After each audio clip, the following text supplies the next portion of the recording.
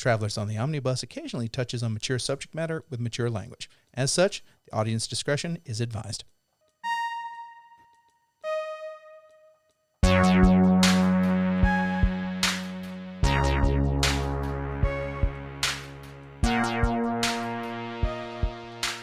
Welcome to Travelers on the Omnibus, a field trip through nerd and pop culture. I'm Jody Kite. I'm Ethan Skinner. I'm James McCarthy. I'm Brady Davis. What's going on, fellas? There's a bit more energy in the room. Like it's just barely above zero. Good right wrestling. Now. Good wrestling. Yes, good. yeah. Tonight was a good night of AEW. Yes, Yeah. yes. This yes. is from Whiskey and Wrestling West Coast. The MJF and Adam Cole sub's the best stuff that's been going on in a while. I loved the match with Orange Cassidy and Oh yeah, that was a good match. and Darby Allin versus Sammy Guevara and Garcia. I was about to call him Jerry Garcia because Jerry Garcia. Cherry Garcia. He's Jerry ice Garcia. cream. yeah. Well, he was originally the Grateful Dead, but Yeah. whatever. When did he start doing that goofy ass fucking dance? Garcia. Oh, the little. He's been I doing it remember for a little while. Oh, okay. I Been doing remember it for a while. And then he stopped doing it and then started doing it again? No, I think it's I think we not, stopped giving a damn about him. Yeah, it's he's been buried underneath the Jericho Appreciation They teased Society. both him and Sammy like having problems with being in the society in the Oh yeah, group. they basically started to And they- break all that up. and they kiboshed all those stories. Hagar turned in his hat. Like, Yeah. that's the. Yeah. The hat. Not, If that's- not the hat. If that's not the end of an era, I don't know what is. going out with the whimper. Yeah, I mean it's going out with more structure than the inner circle. Oh yeah, that was just That was vanished. just like, hey, y'all, inner circle. That was a thing, right? right. Yeah, it was. Yeah. It's pretty much most of the same people in that I group. mean, yeah, it is. Yeah. Yeah, All I think right. Garcia, Garcia and Everrise are the only new additions. Yeah. And Anna Jay was there for a cup of coffee. Yeah. Right, Well, she's still technically there. It's just, you know, you never see her. So. Yeah. Ethan, what you been doing? I've noticed that all my glass is still intact in my home. Good, So that's I haven't good. discovered any broken glass or shattered windows. Congratulations on the bare minimum. Yeah. Yes. Did your uncle admit to it finally? Oh no, he's still claiming that he was sitting in his truck. Okay. Oh, of So- course he Okay. was. There you go. I never liked the dude, so he's not my favorite. Censored. He ain't gonna listen. There's to the this. first one of those right there. He ain't gonna listen to this. Nobody. Yeah. Nobody does. So he said, no. Yeah. No, just been, I did that for comedic effect, Actually- not because it was actually something that needed to be cut, wait a because I minute. thought it was funny. Because I have my computer here with us this week. Sure. Important announcement. Okay. We have audience in the Philippines and in Israel. Oh, Let's okay. go. All right. So yeah, Israel. let's go. Glass is still intact. In Glass intact. Persona 5 has been played. Persona 5 still intact. Persona 5, the cartridge is still intact, yes. Good deal. The Switch is still in running shape. Awesome. Been doing a lot of... Bit of update. We also have Peru.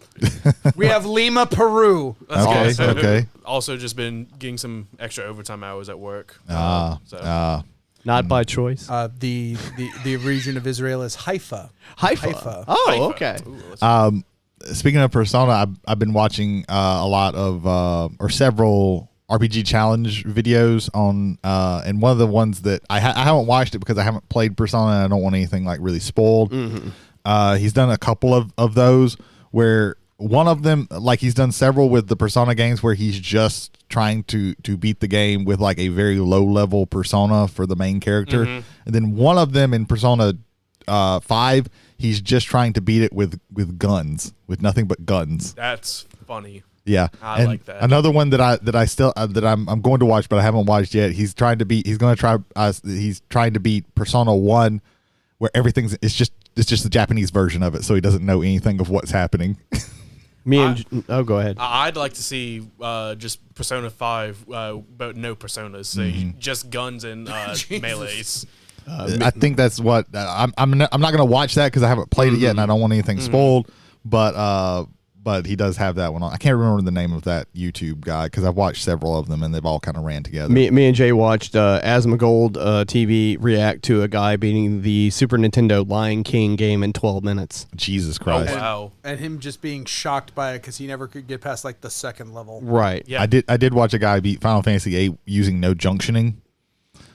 That's pretty big. Impressive. Which means that you only have the attack thing in Final Fantasy VIII if you haven't played it. Oh, gotcha. You have to junction to actually use items or magic or anything like that.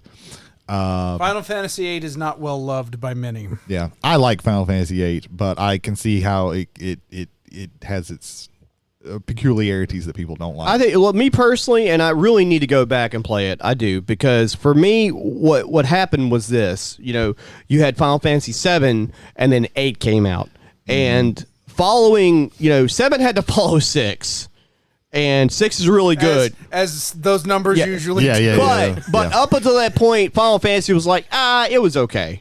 It was good for what it was, but it didn't hit mainstream status, 7 had the bonus of having the jump from it 2D jumped from sprites to 3D. sprites to 3D. So That was 7 significant. 7 still had to follow 6, which 6 has arguably the better story. But 7 was amazing. And then 8 happened.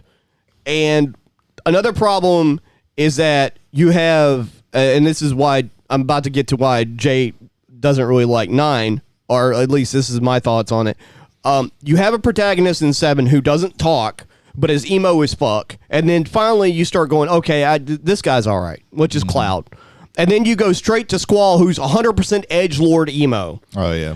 And that kind of took me off of the whole wanting to play the game for more than a few hours or whatever. And then 9 comes out, and you get like a traditional like fairy tale like story RPG with a over the top. I'm happy all the time, even though the princess is kidnapped. I'm gonna save the day, and that irked people also. Oh yeah. But I love 9, so But anyway, There was I remember when they announced Final Fantasy 16, I think it was like the main developer. He was showcasing it on like playing on the highest difficulty against one of the like toughest bosses, and I just remember him like perfect parrying every single attack, comboing off with multiple sword slashes, and that game looks amazing. this is a pretty quick turnaround for a main title in the series, isn't it? Well, 15 was caught in development hell because it was initially just going to be called Final Fantasy 13 Versus, and then they just decided to take the thing and make it the next Final Fantasy. Yeah.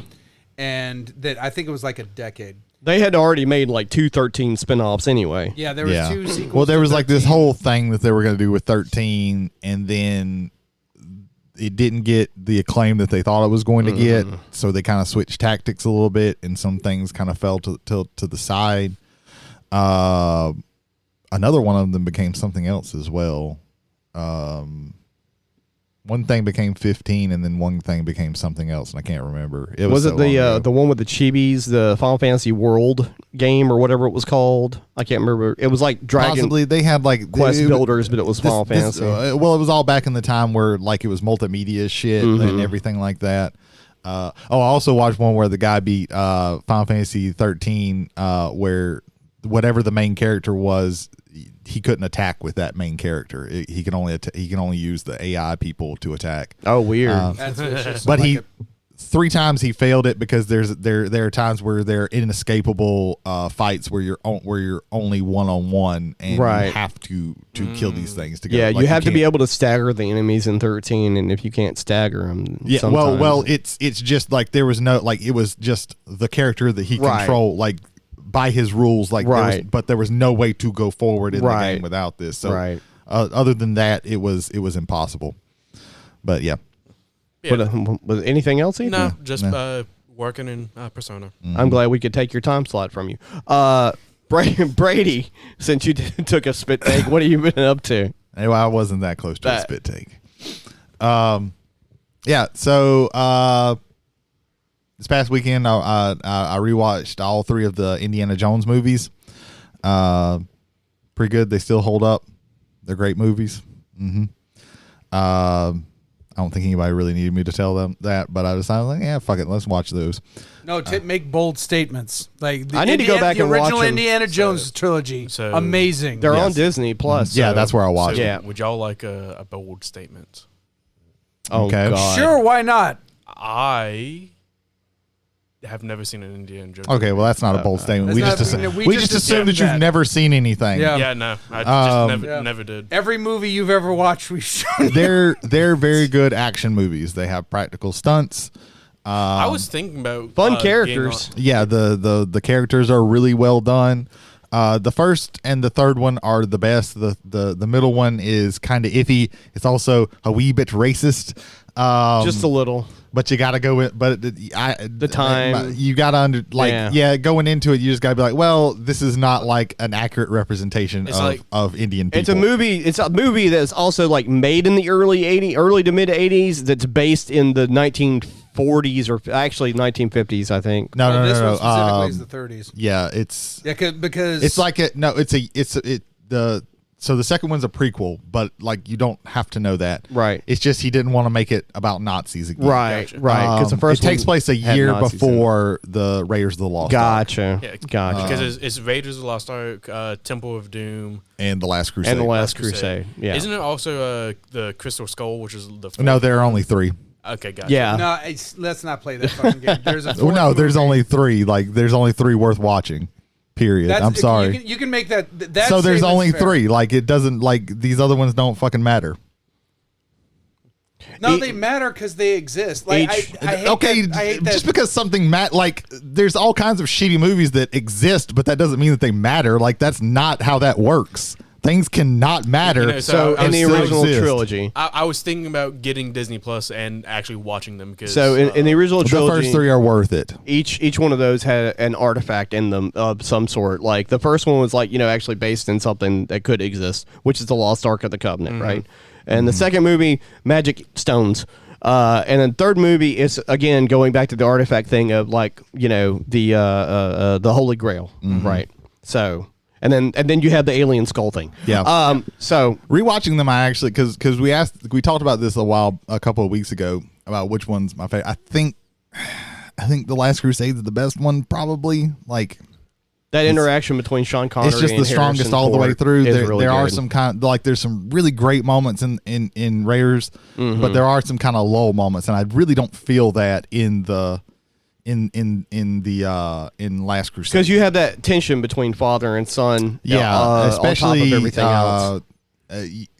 Especially when Sean Connery actually shows up, and then he's there Right. for the whole rest of the movie. Right. and also that tension is done by two amazing actors. Oh yeah, Yeah. like if No, they yeah. can't, if you have that tension and can't play it off, it Right. really doesn't work. Yeah. But yeah, they're good movies, worth watching. I might do that tomorrow. I don't know. I mean, yeah. There's also some solid stuff on Disney Plus. Yep. What else you been up to? Oh yeah. So I watched this new show that came out on Amazon Prime called I'm a Virgo. I saw a trailer for that. This is written and directed by Boots Riley, who is a rapper with the group called The Coop. If you've ever watched Superbad, at the end where Bill Hader's cop character is dancing to a song talking about don't trust the police, no justice, no peace, that's The Coop. He's also directed Sorry to Bother You, which is a movie that in February I kind of spotlighted. Yep. Yeah, it was very good. It's so the show is about this 13-foot tall black guy in Oakland. It's 13. I just want to confirm that from my own 13 brain. foot. Okay, Yeah, there we he's a go. giant. yeah, he's a giant. Clearly. It's very surreal. It's kind of like if you like Atlanta, like that surreal, almost reality, but Hyper-reality? there's hyper reality. Okay. Although it's less subtle, I would say, than Atlanta, but because there's a 13-foot tall dude there, but it's got a lot of like Boots Riley is a message guy. Everything that he fucking does has a message. It's good. Walton Goggins is a comic book artist turned vigilante. And he just goes around like arresting people that he thinks did bad things, which is it's Oakland, so it's a bunch of black people. That's the premise. Well, I mean that's a part of it. Okay, thank God. Okay, it's about he's the main character. His name is Cootie. He's kind of sheltered because I think the woman that he calls mom is not his actual mom. That was not super clear. Mike Epps is it's not his dad, but it's the people who raise him, and they kind of keep him very, very sheltered because he's giant. Like he was 13 feet tall. Yeah, he was like 4 feet tall when he was born. So like from the very beginning, they knew that like, oh, this is a problem. So they kind of kept him, sheltered, very, very sheltered. And then he like goes out, like starts, being out in the world and experiencing that. It gets a little preachy at the end. Well, I don't disagree with the message necessarily, or at all. But it gets a little heavy-handed with this message where they just kind of sit down and tell you. But they tell you in a fairly interesting way. It's just very obvious that this is just Boots Riley sitting down and telling you the message that he wants to convey. But again, for somebody who like, I think Sorry to Bother You, and this is like the only thing that he's written and directed. This is still like very good, right? So I mean, it's very interesting. 7 episodes, 30 minutes apiece, so it's a really quick watch. Gotcha. But it's very weird. Like there's going to be things that happen where you're going to be like, what the fuck? I like weird sometimes. You mentioned the hyper reality, and I wonder if that's just like, I want to say across the board, but if there is like a vein of that running through like classic black comedy, because when you mentioned the person he was born 4 foot. There's a scene in P.D. Wheatstraw, The Devil's Son-in-Law, starring Dolomite, and it's where P.D.'s is born, and his mom has a comically just pregnant stomach, just comically, and by the time he's born out, he's born at like 11 years old, right? And I just wonder if like maybe that absurdist hyper reality is something that's just kind of run through, and like if like that's interesting. It's an interesting, and see how it's like, I want to say evolved, but like how like different times and different creators in that area are actually still expressing that. Like, because you had mentioned Atlanta has kind of a hyper reality. You are right, just from what you explained. Like Atlanta is subtle enough, but it's definitely there where something like this just seems to go, no, we're going straight for that. Yeah. Like in Atlanta, everything seems fine until somebody gets run over by an invisible car and you're like, what the fuck? And this, it's very obvious like, oh, this is not like these people live in a different reality because most people are kind of okay with this dude. Like they're not, there are people who, but like there's a lot of people who are just like, yeah, this is just a 13-foot tall dude. I'm going to treat him normal. There's a part where people just wake up and they're all shrunk down for some reason. I don't know. Like and there's things that like, I don't know what the fuck is happening. But they do talk about like economic injustice and things like that. It's an interesting show. There's something else I was going to say, but I forgot. Oh, well. But yeah, if any of this sounds interesting to you, check it out. It's not a difficult watch. And it's got some interesting stuff in it. I'm looking for like Boots Riley is going to be one of those guys where if I see him doing something, I'm going to check it out. Like that's just because Sorry to Bother You, I think is phenomenal. I think eventually that definitely deserves like people knowing what the fuck that is. And this was really, really good as well. So yeah. Good stuff. Cool. Yeah. Nice. And that's about it. I think there was something else, but I can't remember. Jay, what you been up to? I'll go with 3 things real quick. Tears of the Kingdom still. I'm doing the stupid run because I've got all the shrines. I've got all the light roots. I've got one other thing that I've got all of, and I can't remember it off the top of my damn head. God damn it.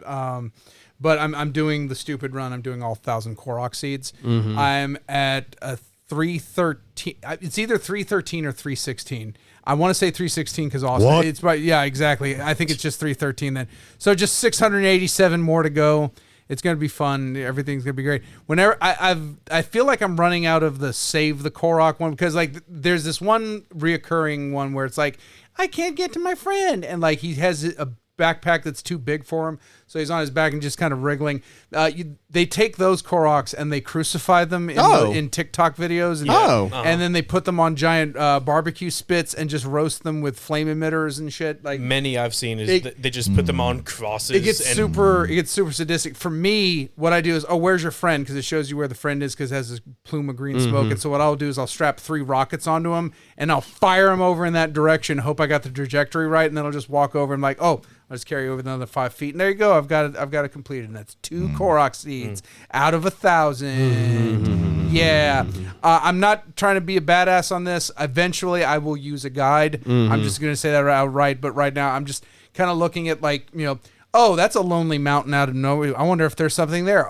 There typically usually is. So it's like, okay, this is cool, and then but 687 more to go. Hopefully that works out. My favorite one is whenever you have like stone dishes out. 4 of them have fruit, and one of them you need to place a fruit of the same kind. Yeah, and then a Korok pops up. Yeah. It's mostly the same. It's mostly the same fruit every time, and they're easy to find fruits. I'm dreading. There's one that I know of that it's like this weird exotic fruit. No, it's golden apples. Excuse me, where you have to. Golden apples appear like maybe once out of every like 15, 20 apples, and so that gets kind of annoying. However, there is a spot in the Lost Woods where there's 2 trees just covered with them, so I think I'm pretty much be able to take care of it from that one, so it'll be good there. Second, Warhammer. Hey everybody, Future Jay here. So the Warhammer discussion got a little long in the tooth, and we went a little hard in the paint on it, because I think we're all very kind of passionate about the minis game hobby right now. So for the first time ever, we're actually cutting this portion of the podcast out, but because we love the discussion so much, we're actually going to release our first ever Omnibus Rest Stop. It's going to be a mini cast where basically it is our discussion of Warhammer from this episode, just taken out of this episode because, we kind of got very passionate about it. So again, in about a couple days, if you're hearing this on the day we release this podcast, or it's already out because you found us years later, and we greatly appreciate our passengers, 100%. But that is going to be the Omnibus Rest Stop. And now let's talk about the Grimace Shake. But the third thing, TikTok. I'm surprised even I'm amazed by this, but there's a TikTok trend right now that I think is fucking amazing. And I think everyone needs to look at it, and it's the Grimace Shake trend. And it is, oh my God, these are funny as fuck. Those are funny. Oh, Lord. It's like, so if you haven't seen it yet, so it starts out like your normal, I'm going to review this food item, and they're reviewing the Grimace Shake, and they take a sip. It's like, it's pretty good. And then abject horror begins. Yeah. And I'm not going to say what type, but go watch them right now. The little clip, I haven't actually explored it because I'm not on, I don't even have the app downloaded. I do. But I've seen bits and pieces of it, and they're funny. There was one video I saw. It was like the perspective of a McDonald's worker. All these people just want the Grimace Shakes, even though I know they're going to be thrown about on the ground, tossed up in the air, with this shit. I saw a tweet where somebody it was like right when the Grimace Shake came out, and there's like at the drive-thru, hey, what flavor is the Grimace Shake? And purple. Yeah, I've seen a similar one. Was the flavor Grimace? Oh God! It's blueberries and raspberries. Okay. Okay. I can just imagine the post Zoomers now are just like, Daddy, what's a grimace? Oh yeah. Well, I think Zoomers probably don't even know because most of they might know. Ironically, they McDonald's barely does Ronald McDonald anymore. Yeah. Well, what fucks with me about this? This is Grimace's 52nd birthday. Right. What a weird birthday to highlight. That is very weird. Strange. That was absolutely, we're just going, we need somebody. We got all this purple ice cream. How are we going to fucking sell it? The Grimace. What? The Grimace. What? Who? What? Wait, we disbanded that group 20 years ago? Fuck, I don't care. Bring it back. I don't care. Yeah, there's, was it Mayor McCheese, the Hamburglar? Birdie. The Birdie was a new Birdie and the Fry Guys were added. Fry Guys, that was another one to try and keep it going. The McNuggets. Yeah, if you're of a certain age, which is Ethan or less, look up the old McDonald's playgrounds when it was terrifying. Ronald McDonaldville or something. Ronald McDonald Land. Ronald McDonald Land. Yeah. My grandma. Climb inside Mayor McCheese and see what the world looks like inside of him. Yeah, I know I did. Yep. My People had birthdays there. Yeah. Mm-hmm. Inside. Also, I want to mention something, Ethan. These were all metal in the summer. Go climb Oh, inside no. Mayor I'm McCheese. good. Yeah. And it was 95 degrees inside And that that cheese. nice I'm good. sanitary ball pit. Yeah. My grandmother, she had some old Ronald McDonald TV show VHSs. Yep. I remember watching those a lot. Yeah, that was the thing. Those are that those are was like nightmare fuel. full blown commercialism at its yeah. best. Oh yeah. My favorite. Ronald spoof Reagan of in the 80s, baby. Hell yeah. That's how we got Let's do- everything. Yeah. Yeah. There's a black metal band called Dimmu Borgir. Yep. And there's a video combining Ronald McDonald and Dimmu Borgir to give you Ronald McDimmu Borgir, and it is Hell yeah. amazing. I think absolutely I amazing. might have seen Jimmy that. Borga is pretty good, actually. sounds- Or I've seen Fantastic. somebody do They're death symphonic. metal as Ronald McDonald. So Oh, that's Mac Sabbath. Shut up, Max no! Sabbath. No, Yeah. no. That's the one I've seen. That's the one I've seen. No, it's not that they do black metal. They just take Black Sabbath Yeah. songs and then add McDonald's terms yeah, to them. yeah. And they sing for Ozzy Osbourne because Jack is a twisted fuck. Yeah. It's awesome. I think some of the TikToks that use Grimace's image actually use the Grimace from Mac From Sabbath. Mac Sabbath, yeah. I'm pretty sure. I don't doubt. That sounds Oh fantastic. man. Yeah. Yeah, those are good. Hey, Jody, what do you mean? Yeah, I was about to like slip in there and do it myself there. I forgot. I thought we were at the end of the segment. Oh, well.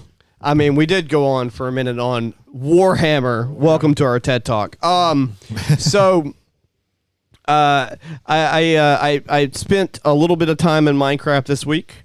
I spent 20 in-game hours making shovels and pickaxes to My hunt for Korok seems less and less crazy as we speak. Yeah. to mind-numbingly terraform a mountain made out of sand and sandstone, because when you're mining with the shovel and you're getting the sand, and then the sandstone pops up and you gotta switch to the pickaxe, and eventually you fill up your inventory with sandstone and sand, so you gotta go take it to a place and unload it. And currently I have 6 full double chests full of That's a sandstone lot of sand. and sand as well. Now, people, imagine if you will, Jody just going out in the middle of town where there's a giant pile of sand with a shovel and a pickaxe, and he's just slinging it, and you're like, what the fuck is up with this guy?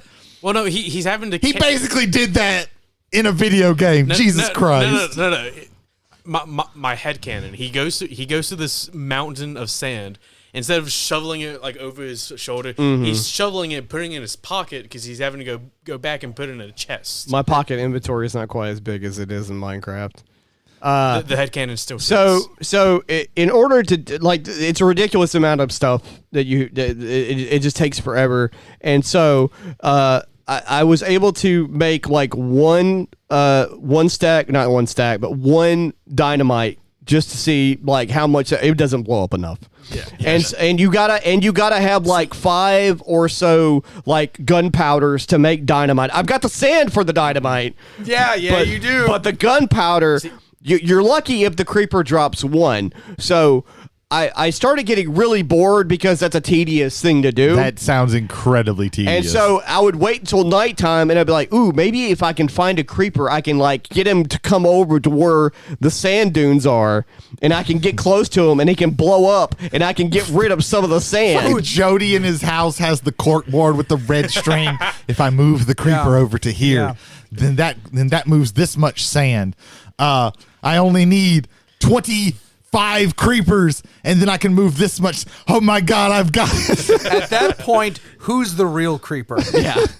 Like See, what? It's that level of like tediness and just like mind-numbing like repetition. So like, why I can't get a my double. Minecraft. Well, I mean, you don't have to do things like that. I just like No, Jody's just insane. I just said, you know what? I don't like the way this mountain looks. So you just don't like the mountain? Gotcha. Just to give you an idea, each double chest holds 45 stacks of things. Each slot can hold up to 64 And- items of one item. Right. So each chest is holding like probably close to like 800 pieces of whatever. Hang on. So let's anyway- get this math. Christ. Let's get this math. Let's move on to the next No, thing. don't let. Are Jody we does doing not want to know how much he actually. 2,880. Okay, so there's A 2,000. little bit larger than 800. Yeah. So anyway, moving on. 20 hours. Jesus Christ. So not at once. I can only Oh handle, no, that would be crazy. I can handle like maybe an hour of that, and then I've got to do something else. So the next thing I did was I got caught up on an anime. I know you guys, not all of you, me and Ethan are probably the only guys in here that I like anime. There's just not much new right stuff. Right. Well, I'm very particular. I know. Brady and Jay both are extremely particular. I'm pretty particular too. And I am much less particular than Jay. Jay likes 12 anime. that's true. I like 2 animes. And Yeah. at 2.5, Right. I'm okay with Goblin Slayer, but it's a little creepy when you think about it. That was one scene. Anyway, Prime Day, the Berserk anime is on sale. You might want to check that out. Shit. I see that you have your Shit. computer. Keep talking, Joe.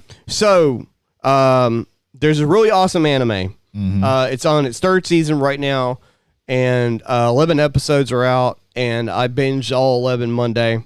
It's called Dr. Stone. I've heard gotcha, of it. Dr. Stone. Gomez talked very highly about it, and I kind of ignored it. Here's It's pretty good. here's the I've, thing I've about heard good things about Here's it. the thing about Dr. Stone. Even though it appeared in serialized form in Shonen Jump anime magazine, it is not a shonen anime. Shonen animes, for our audience, are animes that are primarily to do with fighting, such as Dragon Ball Z and My Hero Academia. However, I do like My Hero a little bit. I don't like Dragon Ball Z at all. However, Dr. Stone focuses on character and innovative storytelling. Now, not to say that there aren't certain situations where a little scuffle might pop up here and there, but it's all to do with the story, and it's not every episode. It's not even every 5 episodes where this happens. Dr. Stone is set in 3,000 years in the future where everybody had gotten turned into stone. Characters got out of it. I'm not going to go into the details. Basically, you have modern minds that are trying to make modern advancements with mostly Stone Age materials. It's very interesting, semi-educational sometimes, although you won't remember it. In order for them to get somewhere, they have to. We've got to make like we've got to make a car, not like an actual automobile, but out of wood wheels and things like that. And then they'll go into they don't go into the details as much now, but in the first 2 seasons, they would there would be a board and they would explain everything in like 30 seconds of how radio works and how, TV waves work and things like that or whatever. And not in a boring way, a very edutainment kind of way. And the characters are very interesting. And the main protagonist is very interesting because he's very smart, but he's not cocky. Sometimes he comes off as being that, but that's not how he is. His whole goal is to unstonify the world, basically. Okay. And so in order to do that, they have to get to certain parts of the world, and they have to make sure that when they bring people back out of their stone shells, that they're the right people, because they made mistakes in the first season, and they're figuring out that not everybody's great to just unstonify or bring back to life. Yeah. So I got really excited about talking about that because I wanted to save the worst for last. Oh. Okay. But before you get into the worst, Jujutsu Kaisen, the 2nd season, is supposed to be coming out this month. I need to get caught up on that one. That is a shonen anime. Yeah, that's what I was wondering. But it is more on the horror theme. It's not a horror anime, but the whole thing is there are horror elements. the male protagonist gets involved with taking a contract from a demon and swallowing a demon finger in order to acquire power. Yes. Anyway, So the big thing that I have about anime nowadays that's very frustrating is that there was a lot of anime back in the day where 26 episodes, Right. and that was the show. It was the complete story. Yes. And you pretty much don't have that anymore, and it's very frustrating because I want to be able to buy, okay, let me buy this pack, and it is the entire story that I can watch. It depends on what it is, because now, because certain shows are still running, or they have several different versions of the show, like Dragon Ball Z has variants and things like that. The Demon Slayer, the manga ended already, right? The story is over. So whenever the anime gets caught up with the manga, It will be over. it'll be over. They might make spin-offs or whatever, but that main story arc will be over. Dr. Stone is almost over, like in the manga. Like it's almost over. So because they have a story to tell, and once they're done with that story, that's it. So that is thankfully changing for the most part. Well, yeah, it also is like it's very heavily to make this anime. We have to have a manga with it, which is very frustrating to me. That wasn't always the case back in the day. Apparently, it was the 2016 series, not the original series. Yeah, I noticed. And it's not on. It didn't look like it's on sale anymore. Meanwhile, One Piece is on chapter. And Yeah, Well, like it just never ends. Thankfully, there's only a handful of those nowadays. But going back to what you said, I don't want to get on a long tangent on anime, but a lot of that had to do with IPs. And so animation companies and animation studios back in the day didn't have the money to acquire. Right now, it's like it's all under the same umbrella, Yeah. right? But back in the day, there was like 5 or 6 different distributors for anime, and there's like and back in the day there was a billion manga companies, right? So the animators couldn't afford the IP to make an anime off of a manga that was already existing. That's a big reason for why original IPs and OVAs and things like that even got made. And the thing is, the animes that were popular got made into mangas later. Yeah. So it flip flops. Yeah. So, but like I like that's a part that really frustrates me, and it seems like everybody's just accepted that that's the way it is now, and I don't like that. Right. And I'm also okay with okay, the manga isn't finished, let's just figure something out. I watched the whole thing where they were talking about like, hey, Trigun, they should have waited or whatever, and I was like, you know what, I'm fine. Everybody's like, oh, Full Metal Alchemist Brotherhood, it's so much better because they actually stuck by the manga, and the manga was finished by then.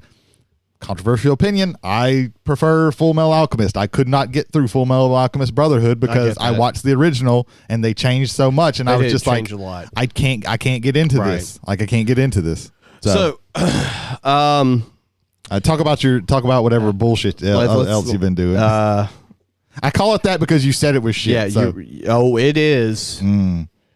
What is it with what is it an episode if Jody doesn't watch something really shitty? No, I don't think it is. So I watched this movie, right? I watched it before I watched Dr. Stone because the reason why I watched Dr. Stone is I needed to cleanse the crap out of my system. Movie starts with a guy walking down the street. I feel like I'm watching was that the movie with Ryan Reynolds, New Guy or whatever. Free Guy. It feels like that at the beginning, except it's not him, it's Ant-Man. And he's like, my name is Scott and I'm an Avenger. I'm not fucking kidding. That's pretty much how fucking Quantumania starts. He walks into a coffee shop and they're like, it's the Avenger, but they think he's Spider-Man. Ha ha ha! It's funny. Everything's not fucking Guardians of the Galaxy. God damn it, Disney! Shut the fuck up and stop trying to make everything funny that doesn't work as a serious action movie. Oh my God, it was fucking terrible. It was so bad. There were moments where they tried to make it funny, and it, for me, flopped. Like our protagonist from the first Ant-Man movie, the guy who ended up being the Hornet, Wasp, whatever. Yeah. Yellow Jacket. Yeah, Yellow Jacket guy. Yeah. They turned him into a MODOK in this movie. Yeah, I saw that. And he has a horrifically stretched out face. And I'm like, really bad. I'm like, what? And they turned him into a joke character. Yeah. Which is fine. I don't have that problem. That's not a problem for me, turning a serious villain into a joke character. Happens all the time. They tied in a storyline from Loki from 2 fucking years ago. Yeah. In this movie, and it's just like, Yeah, I still haven't seen it. I don't. it's fucking terrible. I don't have any, or I will probably never see it. And I'm to the point where anything Marvel, it's selective. Like, I'm probably never going to watch any more shows just because I don't have that fucking time. The last one I watched was Loki. And you have to, because like Jody just said, something from another whole part of this enterprise. Yeah. Comes up in this movie, so you've had to have watched that to have a basis. And it hasn't been mentioned in between anything else since that happened. I think that they bit off more than they can chew because they've decided that Kang is going to be like the big bad guy. And the problem with Kang is there's a lot of bullshit with this character, because there's been like so many because he's time travel, and because he's time travel, you can retcon whatever the fuck you want, and it's been and so many things have been retconned. He's been so many people that it's been revealed, and then they retcon that he hasn't been, and then he really was this thing. Like, it's been so much. It's so convoluted. Whereas Thanos, up until the Infinity Gauntlet, is a very like straightforward character. He wants to get the Infinity Gauntlet. He's trying to get the Infinity Gauntlet. He gets the Infinity Gauntlet. Whereas Kang, there is so much bullshit, and it seems like they're putting in all that bullshit, and that is a problem. Like, because Kang is a cool character, but he is a messy ass character in the comics. And you already have enough bloat. Now you have to introduce a character that by their existence is bloat. Yeah. And let me say, I'm speaking only to the character here. Whether Jonathan Majors gets to continue as Kang, that might be up in the air with all the stuff going on there. I don't want to touch on that too hard because But yeah, like, this thing is crashing under its own weight. If you had not seen... I was about to call it WandaMania. Jesus WandaVision. Christ, WandaVision was actually good. Yeah, but WandaVision if you hadn't seen it, other than her worrying about her kids and why she's worrying about her kids, you're not missing anything in Doctor Strange and the Multiverse of Madness. Not really. But you're also going to be confused if you did see it, because it's like, well, why is she like evil now? Because she kind of wasn't evil at the end of WandaVision. Like, so...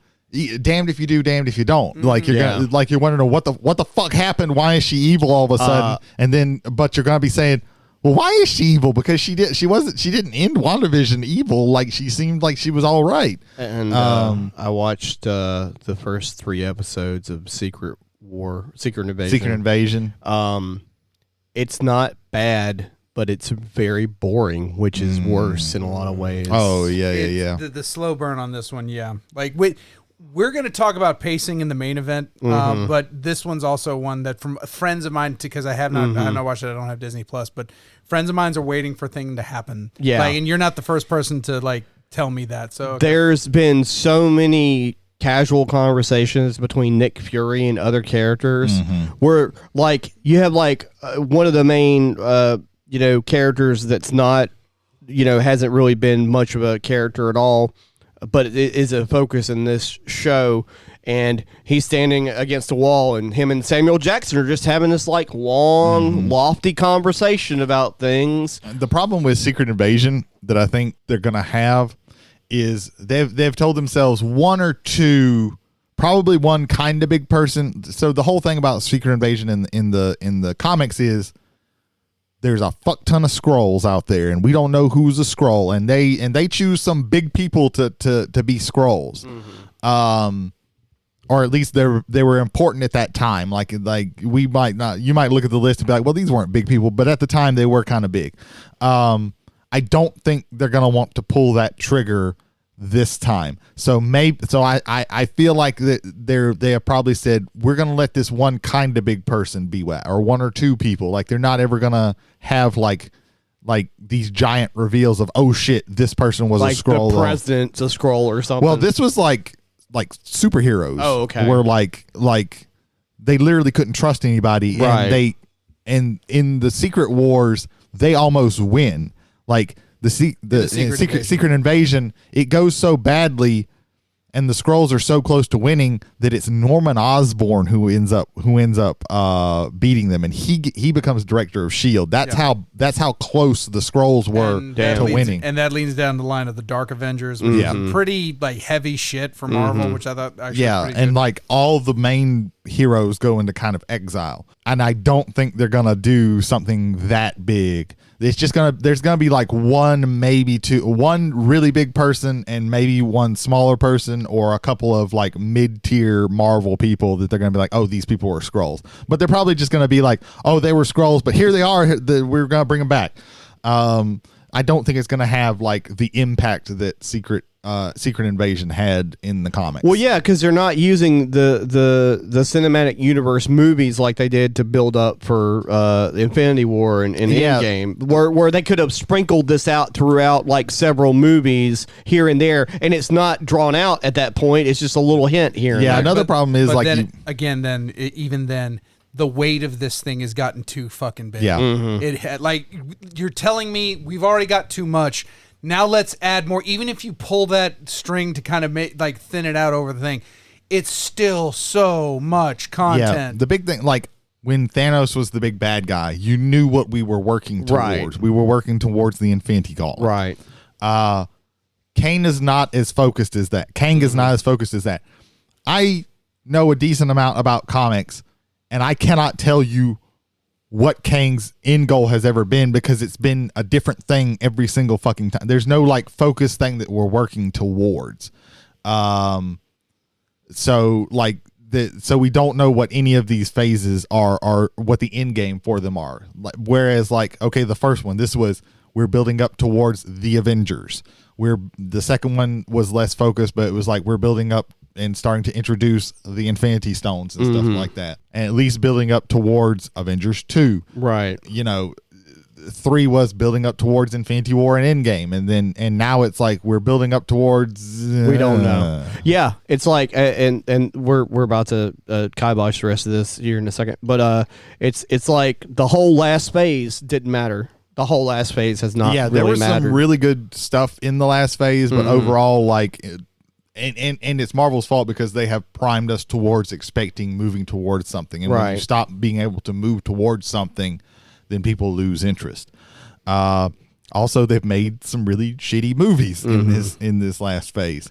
They've made some duds, some absolute duds. So, if you liked our rant and tirade on Marvel and Disney and everything else in between, I'm certain we had an opinion in here that you don't agree with vehemently. Maybe. You can message us through the magic of the internet and email, and email us at travellersontheomnibus@gmail.com, 1L. And also, you could directly message us on Spotify and take part of any of our polls. Do we have any feedback this week? We have a piece of feedback this week from from friend of the show and regular listener Jason Kennedy, aka Hat, aka Siggy, aka Legionnaire, aka more names to come. Podcast. Ooh, wow. I have a podcast. That's a Ducks podcast. Podcast question. Has the group seen the trailer for the Twisted Metal TV show? What are your thoughts on the trailer? Or if you didn't know going in, what are your memories of the games? Seriously, I laughed at the 3-ply toilet paper line.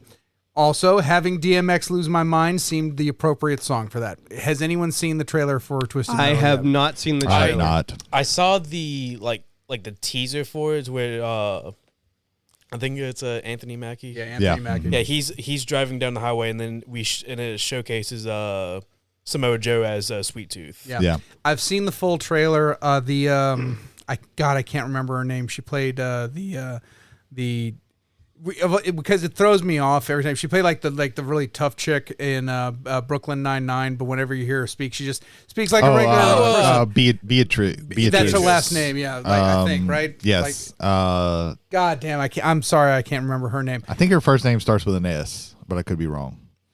One day we'll figure this out. Yes. Hang on, I got it right here. Okay, you figure Stephanie. Stephanie Beatrice, yeah. Yes. So I got it before you. I like Anthony Mackie. It's not a contest. I like her. Yes, it is. I don't like Will Arnett's voice as Sweet Tooth, because I know whose voice is the actual person who's playing Sweet Tooth, and I think that would have been fucking amazing. A better, yeah. Yes, I just think because it feels disjointed, which maybe for what you're going with there, you kind of want it to be a little bit disjointed, but the premise is that the apocalypse came and now you have people running across. Basically, it's Death Stranding the movie pretending to be Twisted Metal, and Anthony Mackie's character gets gets an assignment, I believe, from a lady playing Calypso.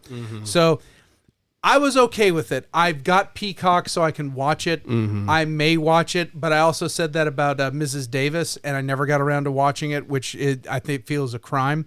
That I didn't watch it because of everything good you said about it. That's worth Brady. watching. I don't know about this. I'm probably gonna at least give it an episode because I have Peacock. And I'll try it what's the point? Like test the waters.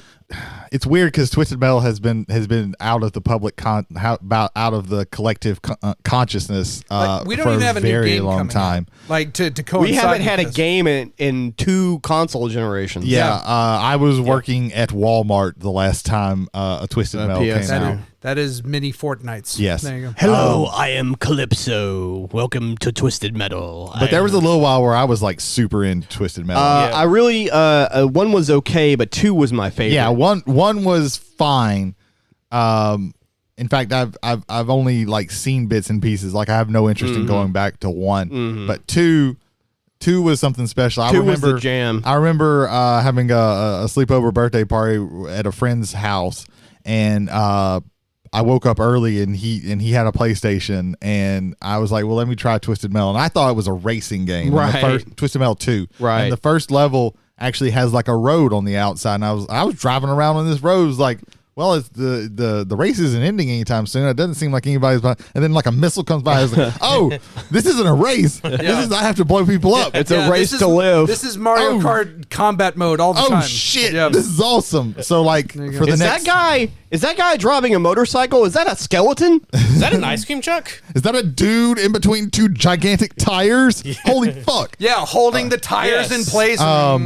So yeah, I got really into Twisted Metal. Unfortunately, Twisted Metal 3 and 4 were kind of garbage. That's because the same people who were involved, a lot of people were involved in that game, were not the same people that were involved. I think David Jaffe came back for Twisted Metal Black, which to me is the pinnacle of the series. Yeah, Twisted Metal I Black like is Black, but it definitely lives up to that name. It is dark. It is dark to as see. fuck. Yeah, and it's also super like compared to the other ones, it is really hard. Although I hard. oftentimes cheated quite a bit. It's on also Twisted a little bit slower in gameplay because 2 is just fucking bonkers fast. Yeah. And hidden things in 2, you could blow up the Eiffel Tower and the ramp would pop up and you got to go up the ramp and get some extra goodies out of it. Oh yeah, I love the fuck out of the first 2 games. Unfortunately, the only memory I have with it is playing the PS3 game. Is that? No, it was all right.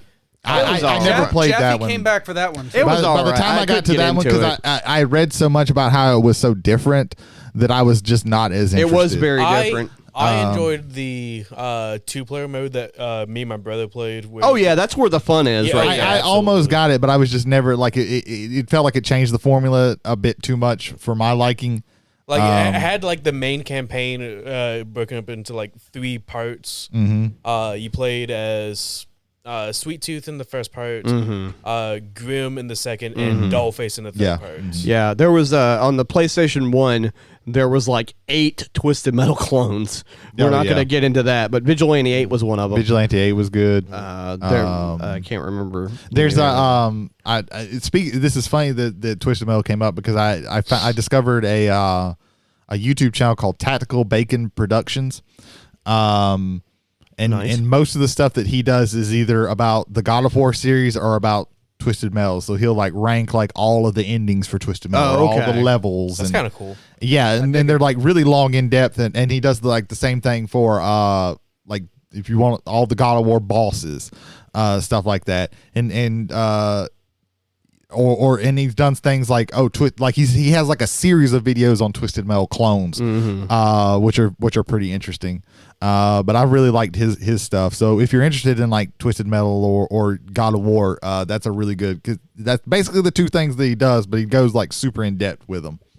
Yeah. That is feedback for the week, gentlemen. All right. Yeah. I guess if that's that, then it's time for our main event. Jim Seward and the cast of Fact or Fiction, an early internet web series before that was even a real thing. Decided one evening to go into the Pine Barrens in search of the Jersey Devil. What they found was much worse. So we're talking about the last broadcast.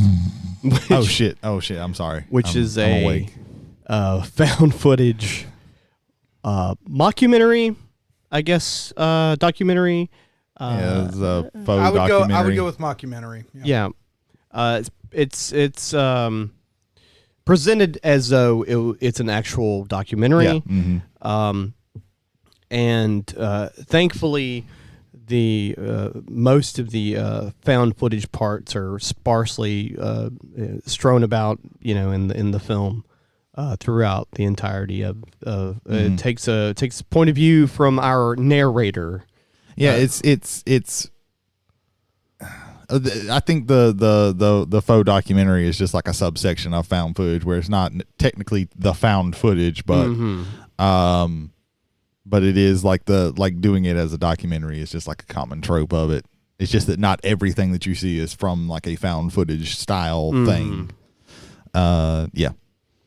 Retroactively, I think that when they filmed this movie, they had a lot of good ideas for what they were doing. I think a lot of this movie was made in post-editing, for sure. I mean, it's kind of how you had to do it that way. Yeah. This is one of the first movies to premiere as far as not broadcast. Well, actually, also probably broadcast. That's another thing too. But this was one of the first movies done in Adobe Premiere. This is one of the first movies, like in the early version of the format. Like some of the stuff you see is early After Effects, Adobe After Effects stuff. Right. Particularly one very bad shot at the end, which I would like to talk about at the end when we're talking about how the end kind of goes about this.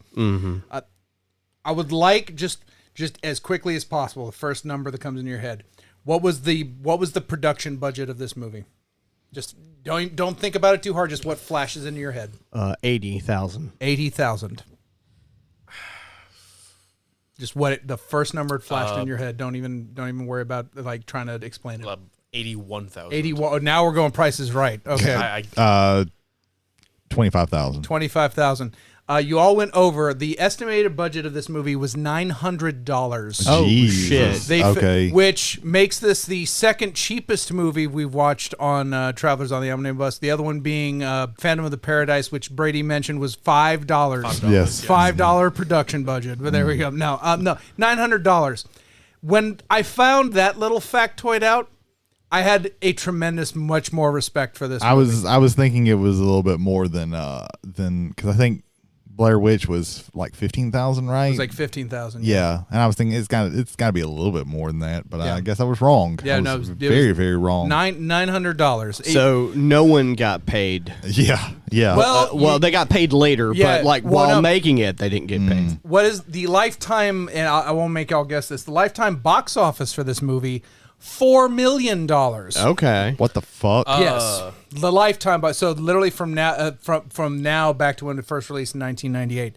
This is the first film to be broadcast by satellite to theaters because they didn't use traditional film stock. I think that's one of the reasons why the production value is because they didn't have to buy so much film. Oh yeah, So- that'll definitely do it. Blair Witch was 60,000. 60,000. $60,000. Yeah. There you go. Okay, so just a little bit of something there. But no, it had premiered on March 9th, 1998, I believe, in Doylestown, Pennsylvania. Your director, writer, and producers, Stephen Avalos and Lance Wheeler. Those names are going to sound very familiar here in a second. But yeah, directed, wrote, and produced the entire movie. I'm going to list out the cast. Not because to remember their names, but to the characters they played. So, David Beard played David Lee, the filmmaker. James Seward played James Seward, the psychic. Stephen Avalos played Stephen Avcast. Are you noticing a pattern here? Mm-hmm. Lance Wheeler played Locus Wheeler. So not only directing, writing, producing, they're also in the movie. Like a lot of this is friends and family. Everybody remembers maybe who watched it. Joyce Dreyer, who was Jim's landlady, was played by Faith Wheeler. I'm pretty sure that was Lance Wheeler's mom. Oh yeah, 100%. And I'm not saying that to insult this. I'm saying there is a there is a kind of almost enheartening thing about this, that like we just got a bunch of our friends and family together and we made this thing, and we ended up getting it like produced and distributed, even though like they had to do the lion's share of doing that. Right. I think it was great.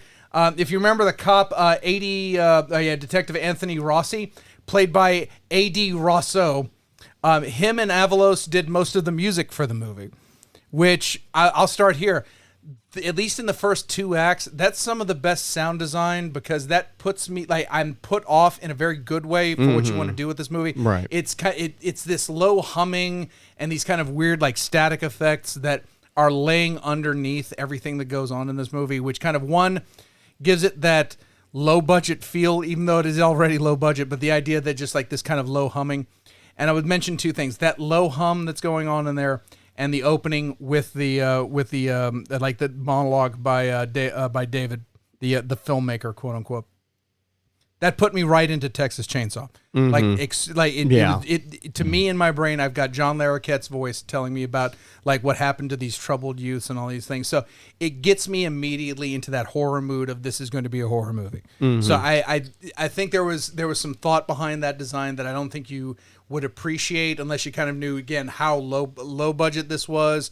Like there's hallmarks there to me between that and Texas Chainsaw that I think really helped this movie as far as a like, I won't say theme, but as an experience. I think that's really what helps it over here. But that's just me. I mean, it's a good take on it for sure. And it doesn't, they feel real. Most of these characters feel real. They don't feel like actors playing a role. It feels like they were sort of playing exaggerated versions of themselves, probably, as far as like when they were having just regular banter among themselves, when they were playing their characters for the Fact or Fiction show. Fact or Fiction is their web show within the movie / cable access cable access where these guys like made this show, and they were sort of running out of ideas, and the show was quote unquote like losing interest. However, cable access, ratings don't really matter in that regard. So they decided to have like they have viewer call-ins and things like that, and someone mentions chats. Hey, and the IRC part I think is kind of more important there, because it Right. keeps the person suggesting it nameless and faceless. For anybody who doesn't know of certain generations, IRC stands for Internet Relay Chat, which is like predates social media, and it was how a lot of people communicated. It was a lot quicker because it was real time versus emailing. Yeah, if you use Messenger, WhatsApp, or anything like that today, this is your great grandfather. Yeah. The in between would be MSN Messenger and Yahoo Messenger and things like AOL that. chat. AOL chat. I think ICQ is also a little bit after IRC and a little bit before those, because I remember using ICQ in like the first 2 years of college. And so IRC, Internet Relay Chat, is used several times, mentioned and a point of contention within the plot as well, if we get into that later on. But yeah, so Fact or Fiction is basically like, I think of a paranormal TV show, reality show from the early 2000s or something like that, where these guys just talk about weird shit. But their show gets stagnant, so someone messages their show chat and says, "Why don't you go to the Pine Barrens and investigate the Jersey Devil?" And that's where our movie really Picks up. exists in that part of what they're supposed to be doing in the movie. And so it's like the beginning is like them trying to find a director for this. Get a crew together. Get a crew. Get a Well, sound guy. the overarching thing that kind of wraps all this up is not just them; it's this guy making a documentary, because they tell you in the beginning, like, these people died. Yeah, Like, everybody died. they tell you, hey, these people died. This person went to jail for murder. And he's trying to figure out, well, what really happened out there? Yeah. Like, how did we get here? So it'll go between showing footage that the guys who did Fact or Fiction, and then it'll go back and forth with him, like talking about his search for the truth. Yeah, And also It'll also go with like interviews that the narrator. Yeah, interviews. It's like a document. It's like a true crime documentary that he's doing. And basically, the narrator portrays himself as he's trying because he figures somehow his insight is that Jim Seward, the character who was arrested and put into jail for quote unquote committing all of the murders. He's trying to figure out exactly what happened because he doesn't really feel like Jim probably did it. He feels like that there's something deeper. There's something this. else going on, perhaps supernatural even. yeah. Perhaps it was the Jersey Devil. Perhaps the Pine Barrens took them. The first 2 acts of this movie. Perhaps they're wherever that Russian guy is from The Sopranos. Maybe it was the Russian guy and just Maybe it oh was shit. the Russian Maybe guy. it was the Russians. Yeah. The first 2 acts of this are strong. I won't say very strong, but they set a mood very well. Again, I have way more respect for it because again, $900. The first 2 acts of this are so strong. I think this movie ends up being undone by its 3rd act and the very clumsiness of the 3rd act of it. When we get like after we've talked about like the story and obviously spoilers, but I want to talk a little bit about the director, producer, writer, stars of this and where they went on afterwards, which fascinated the hell. I mean, this again, Jody, congratulations! You picked things that like pique my interest as far as how did this get made and where did the people afterward go for it? Because this one was very fascinating to me as far as this goes. So the guys from Fact or Fiction, they're looking for, like we mentioned, they're looking for a crew of people. Specifically, they're looking for anyone who has any sort of paranormal or psychic abilities to be able to maybe sense the presence of something like the Jersey Devil. This is where they meet Jim Seward. Yes. Well, they also need like someone to record like paranormal sounds. So that's when they were really Locust. They find Locust Rain- is one of the 2. They Rain made Clacken. Ren. Yeah, they made Rain Clacken, Who's played by played by- Ren Klibbers. Yeah. Yeah, it's like Of I course. love the idea. It's like we're not going to remember our fake names. Let's just use our real names. I love that. Yeah. I love that. That is independent filmmaking. Well, there's to a me good at its chance that finest. they had fake names and then they started going and then they kept calling people by their real names. So they're just like, let's just make our names our real names as close to A possible. little interjection. They go into who Jim was as a child growing up, saying that he had a child therapist who is portrayed as Dr. Van Waller. Yeah. Would you like to know what his real name is? Van Shoot. Waller. Van Weller. Weller, Oh, yeah. yeah. That like with the exception, I think of like two of the characters in the film, everybody's just a pastiche of their regular name. I think also it helps with the normal mood of just when you do the found footage style stuff, and it's like Steven. It's Locust. Like maybe Locust is Lance's nickname or something like that. It kind of makes it makes it work kind of Like easier. Jim, Rain.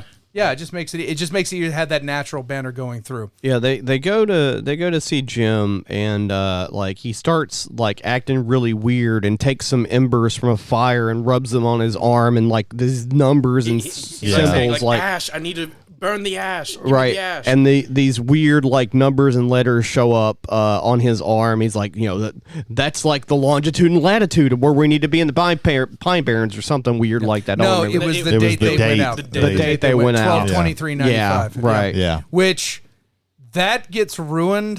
That to me is a wonderful plot point that doesn't get explored enough, nor does it get satisfied. Right. Because it was to me it was like this. Okay, like I think it's helpful in setting up Jim's fucking weird. I think they didn't need that portion of it. The one thing that to me was really just a very simple shot. They're coming together to make a photograph, and they're getting set up, and they take the photograph, and then they focus on the photograph for a second, and you have Steven, Locust, and Ren all on one side, like looking at the camera high, and then you have Jim staring intently at the 3 of them with these fucking like murder fucking eyes. It's like, Right. yes, I can believe this guy was a fucking murderer. Right. I think that is such a simple shot. I think it works perfectly. It explained what you need to know. And for that, and again, for the red herringness of it, I think it also works. The psychic stuff, you needed to show that he was psychic. I think it was just enough with the card trick that he did where he's able to read off everything in the deck. Because of the ending, him burning those numbers into his arm to me makes like it makes no sense. Right. It makes no sense at all. Well, when they were like introducing like the his child therapist, it led into like as a child he was fascinated with close-up magic, magicians, and so to me it was a way of, hey, I need to convince these guys that I do have these paranormal psychic abilities. What's a better way than just to fool them and put this specific date on my arm? Yeah, I think it's like it's a ruse for Jim to just try and get into the crew to be able to go with them and be a part of something, and it falls apart for him pretty quickly because he can't prove that he has any psychic abilities because he doesn't. Yeah. Oh, 100%.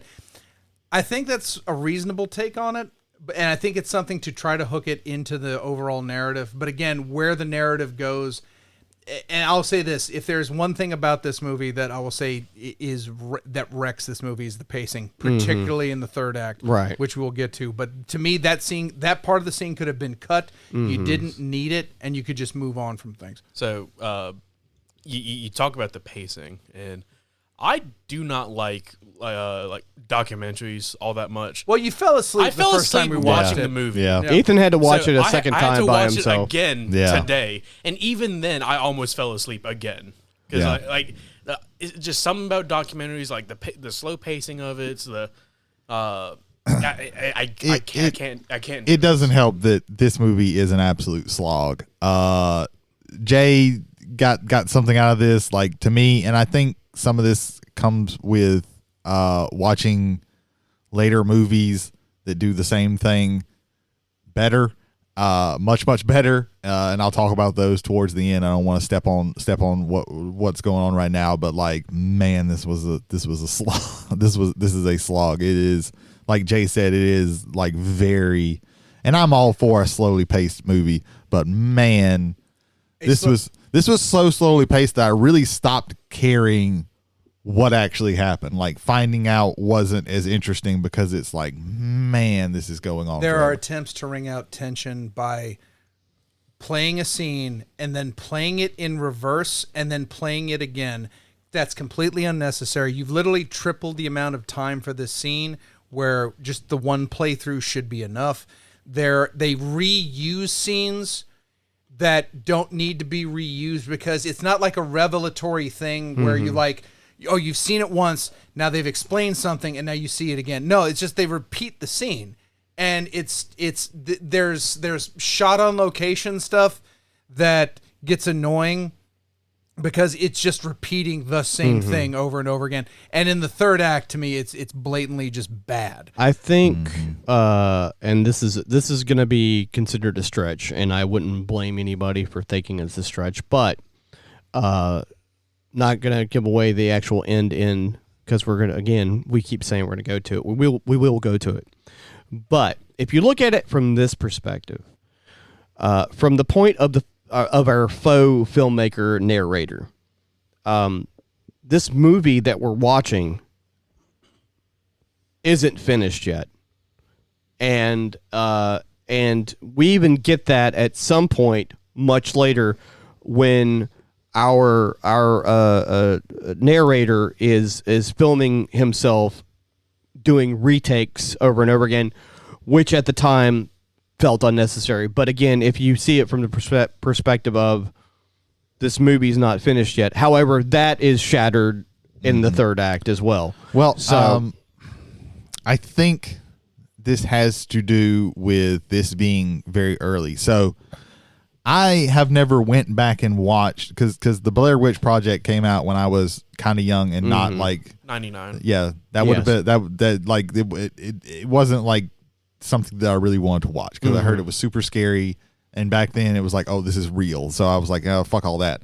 I've never went. I know everything that happens in the movie. I just have never went back and actually watched the movie because it was it like things nowadays or even not too far after that did what it did better. It just was early and it innovated on a lot of things that gave that helped with the groundwork. And this one I feel like probably it did the same thing, only to slightly less this one's not as well known as the Blair Witch Project because it didn't have like the marketing and stuff behind it. I think was a big one. Also, this was obviously like a labor of love if you're going to do all this for $900. Right, and also Blair Witch. For anyone who doesn't know, we may have not mentioned that movie and the aspect of how they marketed it as at least the first week as something that really happened. Yeah. So if you saw it in the first week, you got scared shitless because it was presented to you as though it really happened until the actors' names pop up on the screen after the movie's over. Well, they didn't let the actors go to the premiere of no, that. they didn't. Because they were all supposed to be dead, and that actually screwed them over because they didn't get any like appearance. Yeah. Like they didn't get any like buzz from the press from that. Right. Yeah. It wasn't until about I think like a week or so after that they started doing the late night talk show circuits and stuff like that. And by then it was like It that was first too week. late. That was the big thing That- because the there was a premiere lot of to, like, buzz around that the movie open- yeah. before it came out. But I have no interest in watching it because like it would, from what I can tell, like I'm not going to be as interested in it because things later did it like they improved upon the Well, formula. yeah, half the experience And- was going into it thinking it was real. Yeah, you know? and that's what this this one I feel kind of does, where like this innovated some things, but like I guess just all this to say, man, I did not That's enjoy fair. this movie. That's fair. Well, there's a That's reason fair. why it gets a middle of the road rating on Rotten and on IMDb because of the plot problems and the editing issues and the pacing issues with the film as well. I think, and I remember watching this movie on, oddly enough, the Independent Film Channel.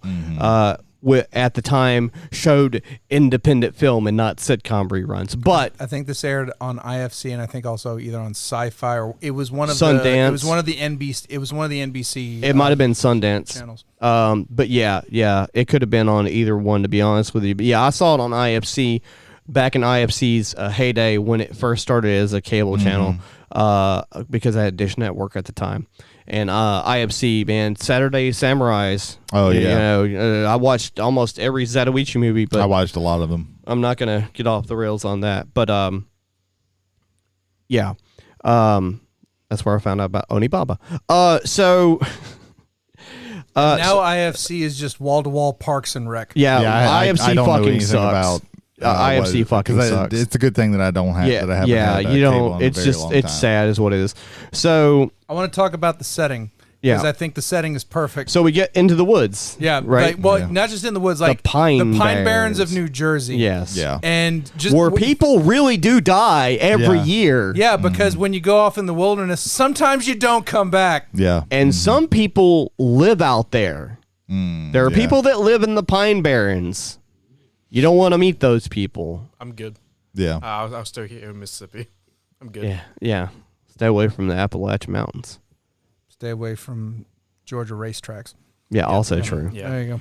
Avoid the corn dogs. So the second part of this movie is pretty much like the most interesting part of the movie. It's where we're in the woods, and They're showing conflicts between. they're showing Jim very and quickly. Nicola. Yeah, this is where the narrator starts showing a lot of the footage that was leading up and into the Right. them because they decided they're going to go out there and they're going to do the first like simulcast, where it's live on the internet and on TV. So simulcast broadcast. yeah, Yeah, because it's going to be on. they had this big thing because that's what they're going to do to because the main guy is very ambitious and the other guy is just kind of like completely hey, understands hey, what they're doing. Hey, Yeah. this is this is not a big. This is just something that I do for fun. Yeah, he's more of a host kind of thing, Yeah. and Steve Abcast is like the egocentrical like. Yeah, he thinks like this is a stepping. He has kind of deluded himself into thinking that this cable access show might get him somewhere. Might He get him thinks somewhere. He sees it as a stepping stone. It's Yeah. weird to think of it like the scenes where I feel they're not trying to tell the story, they're telling the story better because there's the snow angel scene where they've been building up to try to find the snow angel but they can't get to the site like soon enough and it's too late And like you see, so Locust is like, well, here we are, like 2 hours late, and because Steven couldn't get the right time, so we have no footage of the snow angel. And you just see Steven just walking off and just like fucking, like, he's cursing in the distance and kicking snow. And it's just like, that scene sets up very much, to me, better than like them actually just outright. There's a lot of tell don't show that really hurts this movie. Right. It's another, I fold that in with the pacing issues, because if they would have just shown it, I think they could have just moved from scene to scene a lot quicker. There's some bits of monologuing that I think are absolutely perfect. Like the guy's voice, and again, David Beard. I think his voice is fucking perfect for this. Oh, yeah. It's this monotone, and it's even that monotone emotionless. Is yes. There's no emotion almost whatsoever. sociopathic. Yeah. Foreshadowing. Yeah. As far as how he's describing this thing. Right. So it's like, okay, every time he's talking, like he's giving you information, but he's also unsettling you again at the same time.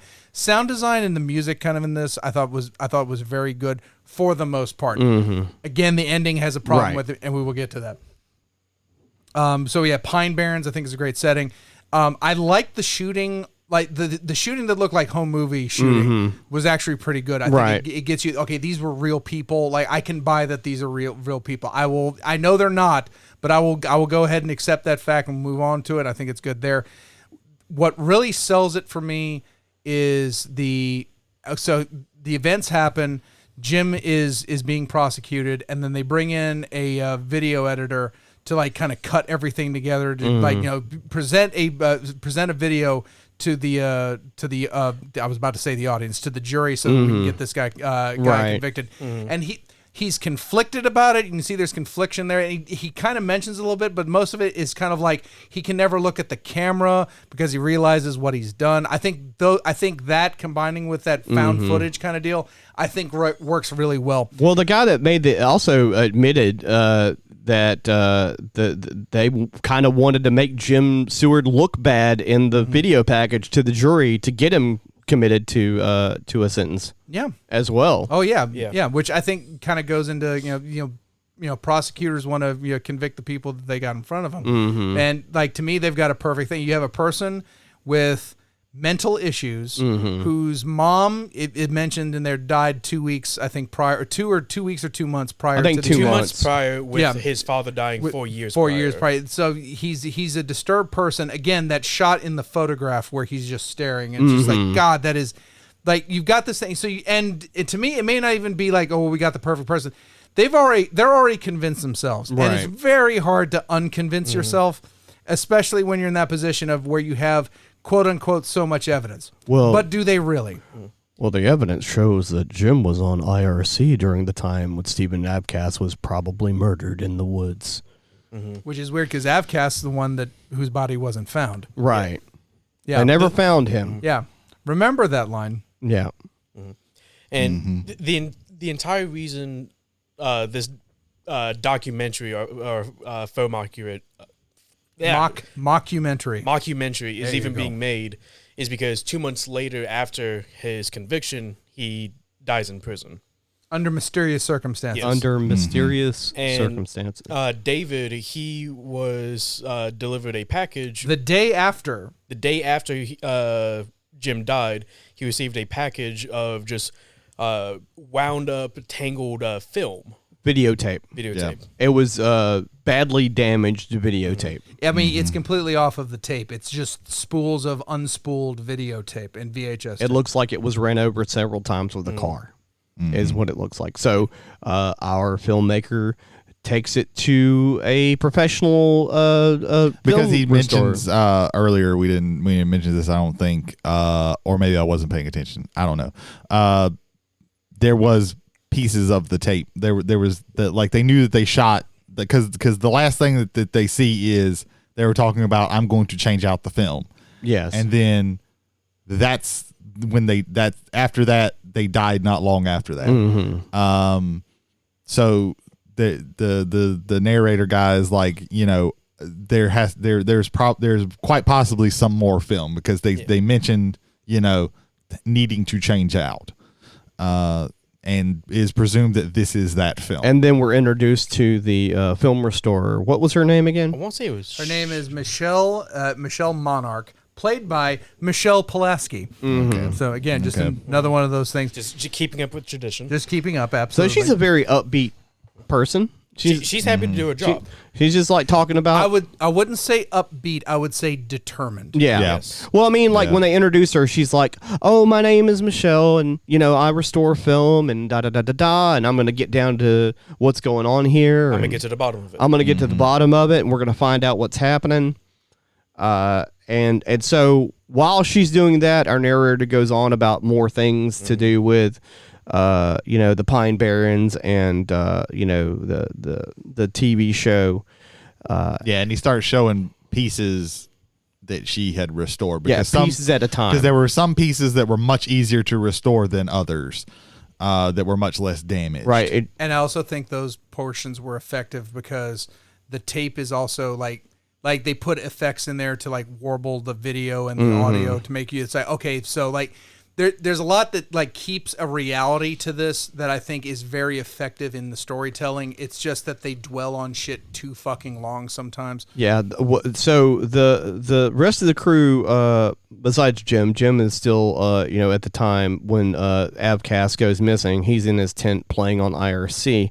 Where did we mention that before this, like trying to lead them to the site? Oh, right. Okay, so they're trying to find the campsite, and Jim Seward, the quote-unquote psychic, is supposed to be leading them towards the strongest supernatural magnetic most spiritual. yeah, right. And he just keeps, aimlessly walking, at which point Locust calls him, instead of a psychic, he's a psycho, and then Jim gets really pissed off and walks off. They pushes him, and then he runs. And that was one of the things that the prosecutors used to say, like, hey, he had motive to want to kill these people. And in the cut of that, you don't even have the point where he's agitated, like, and being insulted. It just he pushes him, and then you see him run. I'll see you at camp. And, well, where's camp? And so like it's cut. It's like, let's show you a presentation of something that makes him look like, oh yeah, he could kill somebody. Yeah. And then as you see, like,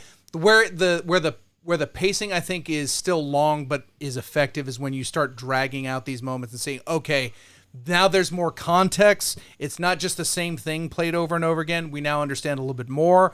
We're going to play it a third time, and now there's more on the back end.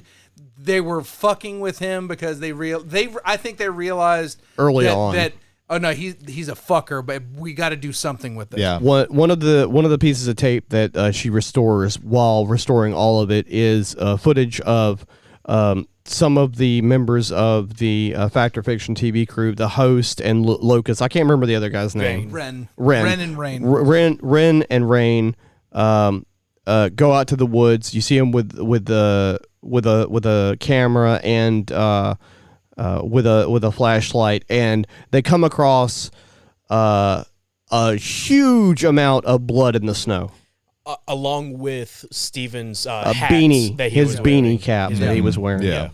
And so they start freaking out, of course, and they start yelling, Steven out into the woods and things of that nature, and then that kind of goes dead air. And then the film starts like getting like warbled. And then we lose that. Mm-hmm. And then there's also a light out in the forest for no good goddamn reason. Well, no, because was that before or after? Prior to Locust and Rain going out into the woods, Steven, they're at the camp. They're at camp, and Steven said that he was going to go out do something. I think he said he was going to go to the van and get something.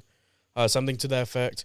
And so he's out, and then it's quite some time before he comes back. That's when Locust and Rain goes out and try and get him. Mm-hmm. That's why they're walking. Right. And then they notice, they find Steven's light that he was using. Right. And then the blood. That's when they found the blood. Right. Yeah. And that's when that footage cuts off. Yeah. And so there's a piece of film that she's restoring that's going to take a certain amount of time. Yeah. Like 1,700 hours and like 2 months, 14 days, like almost 2.5 months. Yeah, he's incredibly damaged, and they have like a really poor one frame. One frame of it. They have a frame that you really can't make anything out of.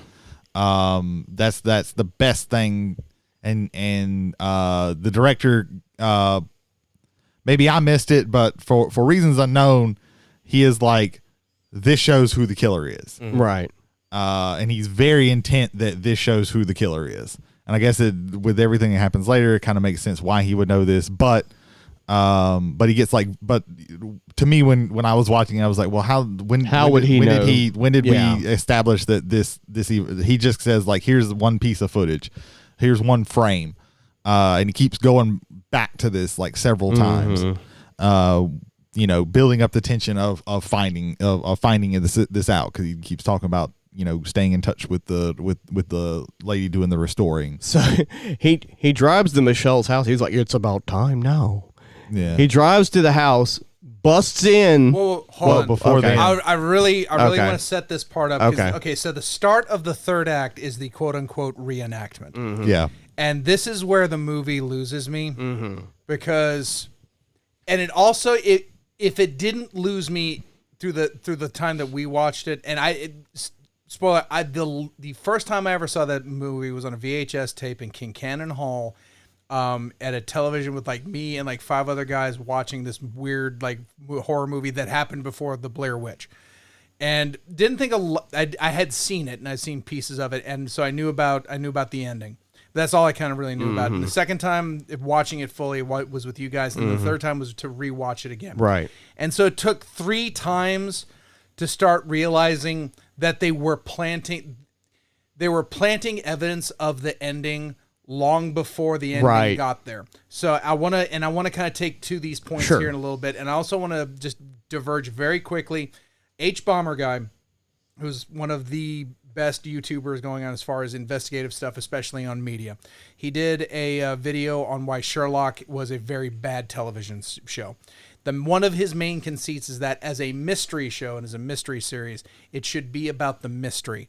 And when you have this, just have a detective that's just solving things through magical powers, and where the audience doesn't see the evidence or isn't presented the evidence to them to have a chance to solve the mystery themselves, where the real thing is this person goes, but if you look at it like this and you look at it like this, and here's the killer, like, oh my God, and like that reveal that somebody else got that you had a chance to but never got. This movie, to its credit, drops information here and there to let you know who the real killer is. So first of all, you have the IRC chat. It's like the person who sent the IRC chat just goes under one initial, D. And there's also an email, and they talk with the guy who ran the email for the show. It's like, oh, I can't find that email anymore. It's like, and why is that an interest for the person who's filming that?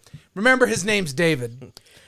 Later, whenever they're getting close to the end, they show the full name of the person that sent the IRC chats. Right. Yeah, and it's just D. But even more than that, there's a scene of the person typing it out, and it's David's face in the monitor. So you can, it's like it's not that he's doing a reenactment of it. That's when he originally sent the message. This was something that was pre-planned the entire time. You may think I'm thinking this is genius. It could have been the execution was shit. Right. In my opinion. Yeah. No, I agree. Oh yeah. Yeah. Right as we're getting to the reenactment phase, there's this After Effects shot of a road. And then it's superimposed David's head on the right side and then goes away. Why is he inserting himself into this whole movie with this face that looks like he's like screaming at somebody? So there's that. There's all these little bits. Where it really gets is in the reenactment. It's like, oh, look, they went to this stop. And oh, look, they went down this road. How did he know that? How did he know specifically that in the roads? Did he look at the footage, or was he following them the whole time? It's another way of looking at this stuff. They tried. They legitimately tried, and God bless them for it. But the problem is this is paced so slow with things that regurgitate instead of kind of adding on to, that you don't care by the end of it. So that you're watching, it's like, let's just get through it and get over with. That's on them, not the person watching. No one watching this. So by the time you get to the reveal that, oh my God, it's actually the guy who's been doing the documentary the whole time. Well, also, like Brady points out, when he busts through the film restorer's house, and attacks her and wraps the plastic around her. The perspective shifts from this one guy shooting a film on a handheld camera to a third person perspective of this is a movie now, guys. It's not a mockumentary anymore. It's no longer the documentary. Well, and also like I'm gonna save most of the rant that I have saved up for my final thoughts, but also like the reveal is you're seeing her finally like be able to restore this single frame, which we have been told over and over has the killer, and then it shows it, and then it cuts to him behind her, and she start and I'm like, what the fuck happened? Because I couldn't even get a clear shot. Like it wasn't even clear. Like even though they quote unquote restored it, I couldn't tell what the fuck was on that frame. Except the shot of him behind her is this bullshit Adobe After Effects shot of him kind of materializing behind her. Right. Wait, what the fuck? Yeah. Now- I didn't even notice that because I was still trying to figure out. Like I just saw him. You've been bored to death. You have been, and then here's the shocking revelation in half a second, and you're trying to recoup that, and then all of a sudden he's behind her. And instead of going, "Oh my god," I go, "Huh? See, Huh?" There's one other thing, because like in the same frame where it says like on this day the frame will be rendered enough so that way we know who the true killer was. Yeah. Mhm. The next frame it says law enforcement will be there when the frame was revealed. Yeah. No, we've agreed that once we reveal it, that's when we're calling the cops. Yeah. Yeah. Wait, what? Yeah. This woman who has been exceptionally I know that I'm going to find the killer. Yeah. I'm going to find the killer. And then what, just so that you know who the killer is, nobody else does? What the fuck? Right. Yeah. Like there's And points also one other little thing that also irritates me about the end, and I hate that we're shitting on this movie in a way, but I mean like it was the last 15 minutes of this movie does fall apart. And another thing is it's a mild convenience that he just so happens to show up right when the last rendering is going. Yeah. Is happening. The render is finished. Not just the day, the minute. the moment the render finishes. Yeah. He's there. Yeah. Like, It's like- here I am. I knew it was going to show my face now. The revelation like shows so like bring like the plot twist creates so many like, well, wait, what the how did like so many plot contrivances that's man. Yeah, like I said, I'm trying not to like do a full rant right now because I don't want to. It was again. I think there's so much good setup that the ending completely just destroys it. Yeah. And I still like this movie. Again, I like it more. Again, I'm gonna that $900 price tag to do something like this, to get it distributed, to all that. I think that is commendable. That is exceptionally commendable. But I would be lying if I said the way this thing ends out just completely craps on the. It's a good joke with a bad punchline, and that kills the joke. Yeah, and so we cut to him like wrapping her in plastic, and for a it's minute, a really long suffocation way scene. too Like long. It's longer than you think. So he and knowing the budget, they did this because it's much cheaper to choke out a person, to suffocate a person in plastic than it is to do makeup for like cutting their throat or something like that. But even it takes like 2 or 3 minutes for her to be choked to death, and then he fully starts wrapping her up. You may not have noticed it. Second viewing as soon as it was, he has to re-choke her. He's wrapped her almost up, and she's still breathing again. He had to go back in and choke her a second because fucking the time. first time it looks brutal as fuck because the plastic's actually going into her mouth and it doesn't look like there's any air. But That's a great shot. and then the second shot just undoes that. Yeah. Which I get it. In real life, it takes a long time to choke somebody out like this. Like none of the things that you see in movies, but there's also a reason in movies it takes a lot shorter of a time because it can be like drawing it out too much. I've seen movies where they have done it more realistically, but those movies, for lack of a better phrase, they earned that. This movie, I don't feel earned that. So it should have been like a quicker thing because it takes so fucking long. I feel they did earn it, and then they threw it away. Yeah. Because of how, The second part of it. Because of how. Well, no, even with the first choking, that needs to be shocking, brutal, and done. Right. And it's the shock didn't hit Brady. The shock didn't hit Brady because he's trying to figure out just what the fuck is going on. Yeah. And then you're sitting there with him like for 2 minutes, just like waiting for all of the air to go out of this person. Yeah. And then we cut to him picking the camera up and talking about the reenactment. And then we see him slowly drag the body out and put it in the car and then drive to the Pine Barrens, pull the body out of the car, and then starts shooting another shot, talking about the situation, and then recutting it several times, starting over several times. Yeah. We're just like, I'm back in the Pine Barrens. Now I'm back in the Pine Barrens. And this happens for like 2 minutes. And he's lost his poise, which I think is significant. But by this point, like the shock is gone. Everything's done. This could have resolved. Yeah, and like you said, when he's pulling the body out, they cut to this other. So, found footage movies, what you like, you can break that tension, but you need to like, you need to like have a really good reason, and well, not tension, but the format.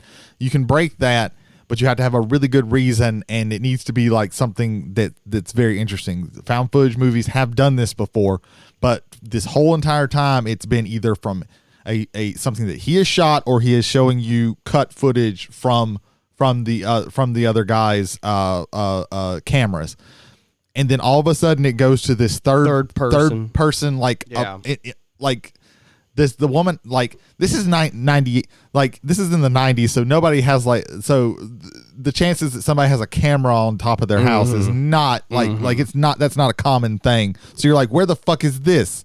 So now I'm also still taken out of it because now you have broke the immersion, and you haven't done it.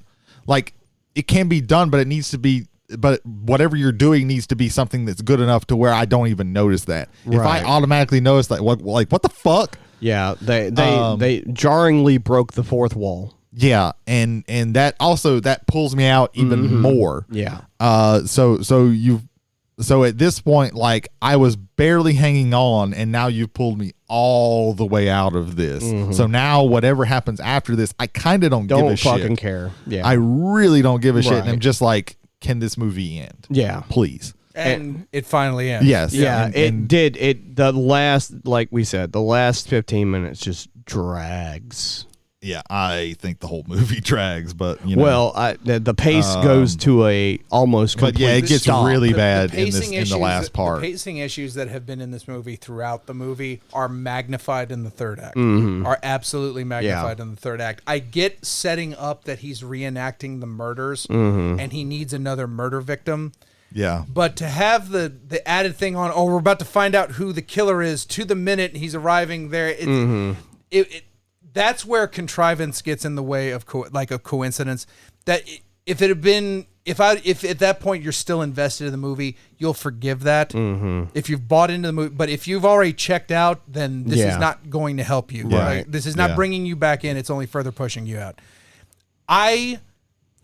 Ultimately, I like this movie. Again, Brady said it was a labor of love. It was a labor of love that cost $900.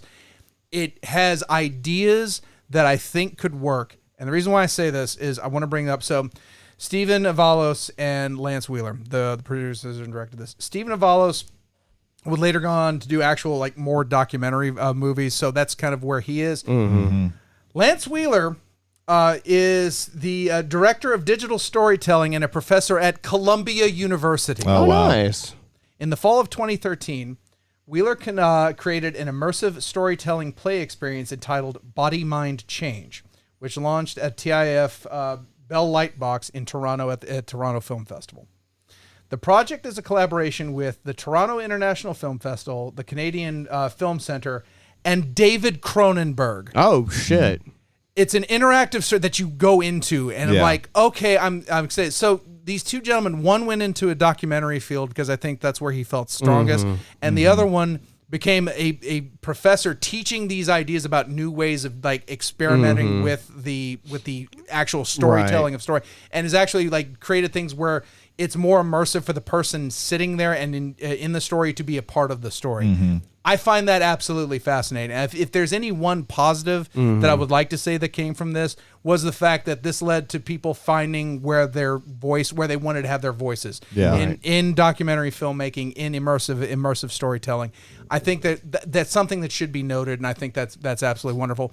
Yes, I've shit on the final product, particularly the last act here, for like the last half hour. Yeah. There were good ideas. There were. I think these were younger men who still had not developed their craft. I would be very curious to see a remake of this done by them with what they know now, with what they have access to, with how changing mores and kind of filmmaking Cell have gone, phone. and see where that might go from there. Because $900, and they threw it out, and it got some attention, not as much attention as something like the Blair Witch and things that would come after that. I think it was a noble try that falls short of the finish line, way short of the finish line. I think that for me, it really falls into the category of like there are found footage movies and there are found footage movies that do this better, but there's not many found footage movies that use the mockumentary style. Like that's not really a thing, and if it is, there's not many. So I think that I understand why it gets a 5 out of 10 or 50% on Rotten Tomatoes, or even possibly a lower score than that, because it is as far as a movie goes, it's in the middle. You know, it's got some decent acting in it, but it suffers horribly from pacing and poor decision making when it comes to the final act in the film. There's just a couple of little small things would have made that work a lot better. But hey, that's just my thoughts. Do you want to go next, or you want me to go next? I think Brady should go last. Yeah, I'm gonna save some of our listeners from your wrath. Watching it the second time. You mean postpone it for a minute or two? Yeah. Yeah, postpone. Oh, okay, there you go. Listen to the supple tones of Ethan Skinner. Watching it the second time, You mean the first time because you fell asleep? Watching One and a this- half. I was here physically. The first not and a mentally. half. When Ethan watched First the and a mockumentary quarter. on the Pine Barrens, he decided to sleep the first time. I was very much a lot more interested because I was awake. That helps. That does help. It was also just like what Jay was saying, looking at the clues that was presented at the beginning, throughout the entire movie. Because yes, I did fall asleep and I woke up in for the last 15 minutes, and so I knew about the surprise going into my actual viewing. Is it a surprise or is it a disappointment? You can be disappointed by surprises. Yeah. Yeah, And those so- aren't mutually exclusive. And so it was interesting to see what they did for the movie, see how exactly they got there. I was a lot more interested, but at the same time, it's still a to me, it's a documentary, not a found footage movie. Mainly because that's how I see it. It's not my cup of tea. Yeah. It was interesting. I like what they did with it, just not my cup. Brady. Yeah. So like I said, I really, really, really didn't like this movie. And in fact, the more that I have thought about it and the more that we have talked about it, I like it less now than when we started talking about it. I feel like this is a half step, maybe a step right above a student film. These are guys who had a really interesting a decently interesting idea, and they did not have the filmmaking acumen, the writing, or the writing is okay, or the acting ability to really do this. I think I kind of agree with Jay where and I don't even know if I want them to necessarily do it again, but yeah, they should have maybe like spent a little bit more than $900 and got people who were actors to do this, because I don't necessarily agree that it felt realistic. To me, it felt like everybody was playing a character. I did not feel like anybody was real, except for maybe the narrator, who was so bland that I couldn't like he was a blank slate almost. Can I interject one question here? Yeah. The found footage stuff, did you feel the same way, or did that to me that felt a little more natural with the found footage? To me, it stuff was out in all the like Pine Barrens? awkward and cringy. Like I cringed so hard when the dude like pushed him, and then it's like, "I'll see you at the camp," and I was like, "Oh my god." And I was trying to keep remembering like this is very low budget, and I love a good low budget movie. I love to see how far you can stretch with a very small budget. And this was even beyond a micro budget. This is like the budget of like a well funded student film, basically.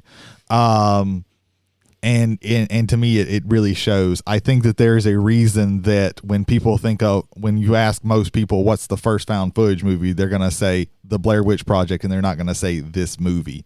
It is a relatively impressive feat that they did it with so little, but it's still like, when you told me, like, yeah, I thought a higher number. When you told me that number, and then I'm running through the movie, I'm like, yeah, that fits, because there's nothing special, and it's just these dudes went out into the Pine Barrens and made this shit. I really did. The whole time I was watching this, I was thinking, man, there are other movies that I would much rather be watching. Some of those are and they do this documentary style type thing, but the Poughkeepsie tapes, that one's so much better than this. Lake Mungo, those are two that do this same thing but do it so much better. And yeah, this one did it first, but like, man, I don't ever want to watch this movie again. So real quick, one of the actual first found footage movies is listed as Cannibal Holocaust. Well, yeah, that is technically gonna be that, because I was what, the 70s, right? 1980. Oh, 80. Okay, well, I was close. And then you were, and then the short film series Guinea Pig from 1985. That's Japanese. Yeah, those are really rad, and they're on YouTube. The actual first quote unquote modern like found footage film that was shot all on tape was one called UFO Abduction from 1989, and it was an independent film. And Man Bites Dog is considered found footage, but it's not horror. But most of the time when people are like, what revived like the found footage Blair thing, Witch, people are going to say Blair Witch. Right. But then you're always going to have some asshole and say, well, what about the last broadcast? Yeah, I've watched the last broadcast now, and Blair Witch deserves way more than the last broadcast, in my opinion. But then then they will get pedantic. Well, which one came out first? And it's clear that let me also which one came out first. And if it came out first, it probably influenced. No, it did not. Blair Witch production on the Blair Witch, as far as just storyboarding, started in 1993. Oh wow. Blair Witch existed before the last broadcast from a creative putting it together situation. So, and Blair Witch is also like 99% found footage. There's a little bit of like documentary style stuff, like when they were asking like people from the town, like, stuff and about, even that's found footage, and it's all video shot. It's footage that was found. Yeah, but I still like feel like this documentary style thing. I again, because like the Poughkeepsie tapes does something very similar to this. Could where I possibly interject with the Scooby-Doo project? On Halloween, Cartoon Network made. I've seen bits and pieces of this, but I haven't watched it. They put Scooby-Doo, like the Mystery Machine. Silence gang. your cell phones is a podcast where Jared Hubbard. Well, I also want to say. Oh well. No, go ahead, I'm giving Brady. the signal Go ahead, to just Brady. keep going, Jody, but Brady's coming in. Brady. No, if I go, then Ethan has to go. That's no. It's only fair. It's only fair. We're not gonna cut him off. No, go ahead. Go ahead. Y'all talk it But out. it was like they made that because of the buzz around the Blair Witch Project. Yeah, I remember seeing something about that. Yeah, it was like little like vignette clips they had as bumps on But even Cartoon like- 15 Network. minutes long. They're pretty funny. like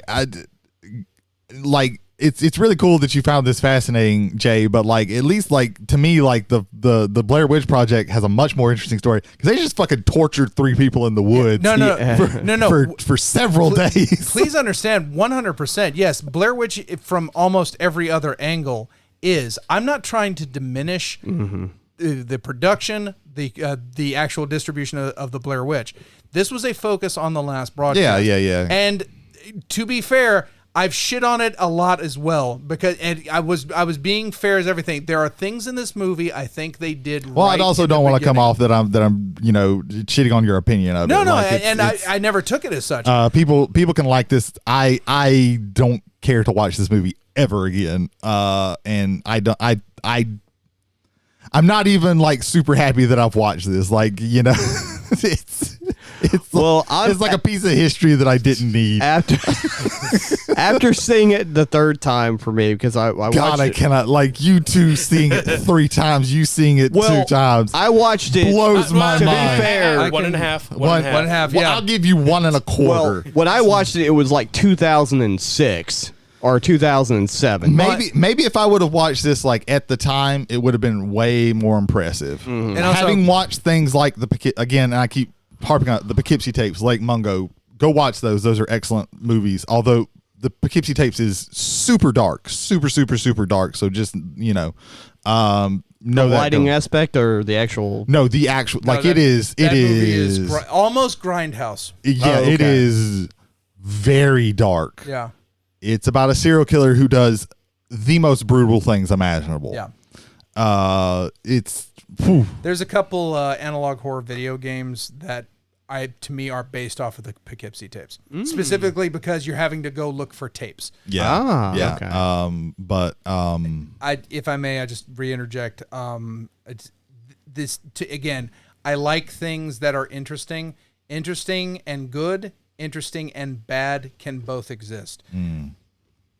I think there were interesting ideas at play here that I think between budget and experience they couldn't deliver on. I would like to see. I would have liked to have seen them bring this idea to somebody who can write a script, then find somebody who can direct, and then get a budget enough to get really good actors. And I think that this could have been a very interesting. The premise is interesting, and the whole overarching thing, it was just very poorly. Well, when they made this movie, they might not had any idea that it was actually going to. Oh yeah, I am certain that they. I don't know, like. Oh, wait a minute. I have one other piece of information to make Brady mad. This is the first film to be broadcasted via satellite to the Cannes Film Festival in 1999. That is, I mean, This thing aired at Cannes. Yeah, I mean, the new Indiana Jones movie aired at Cannes, so like that doesn't. If you would like to watch the last broadcast, it's on Tubi currently.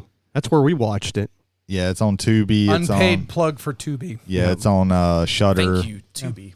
If you like violating it's on somewhere copyright, else. there's also whole uploads of it on YouTube.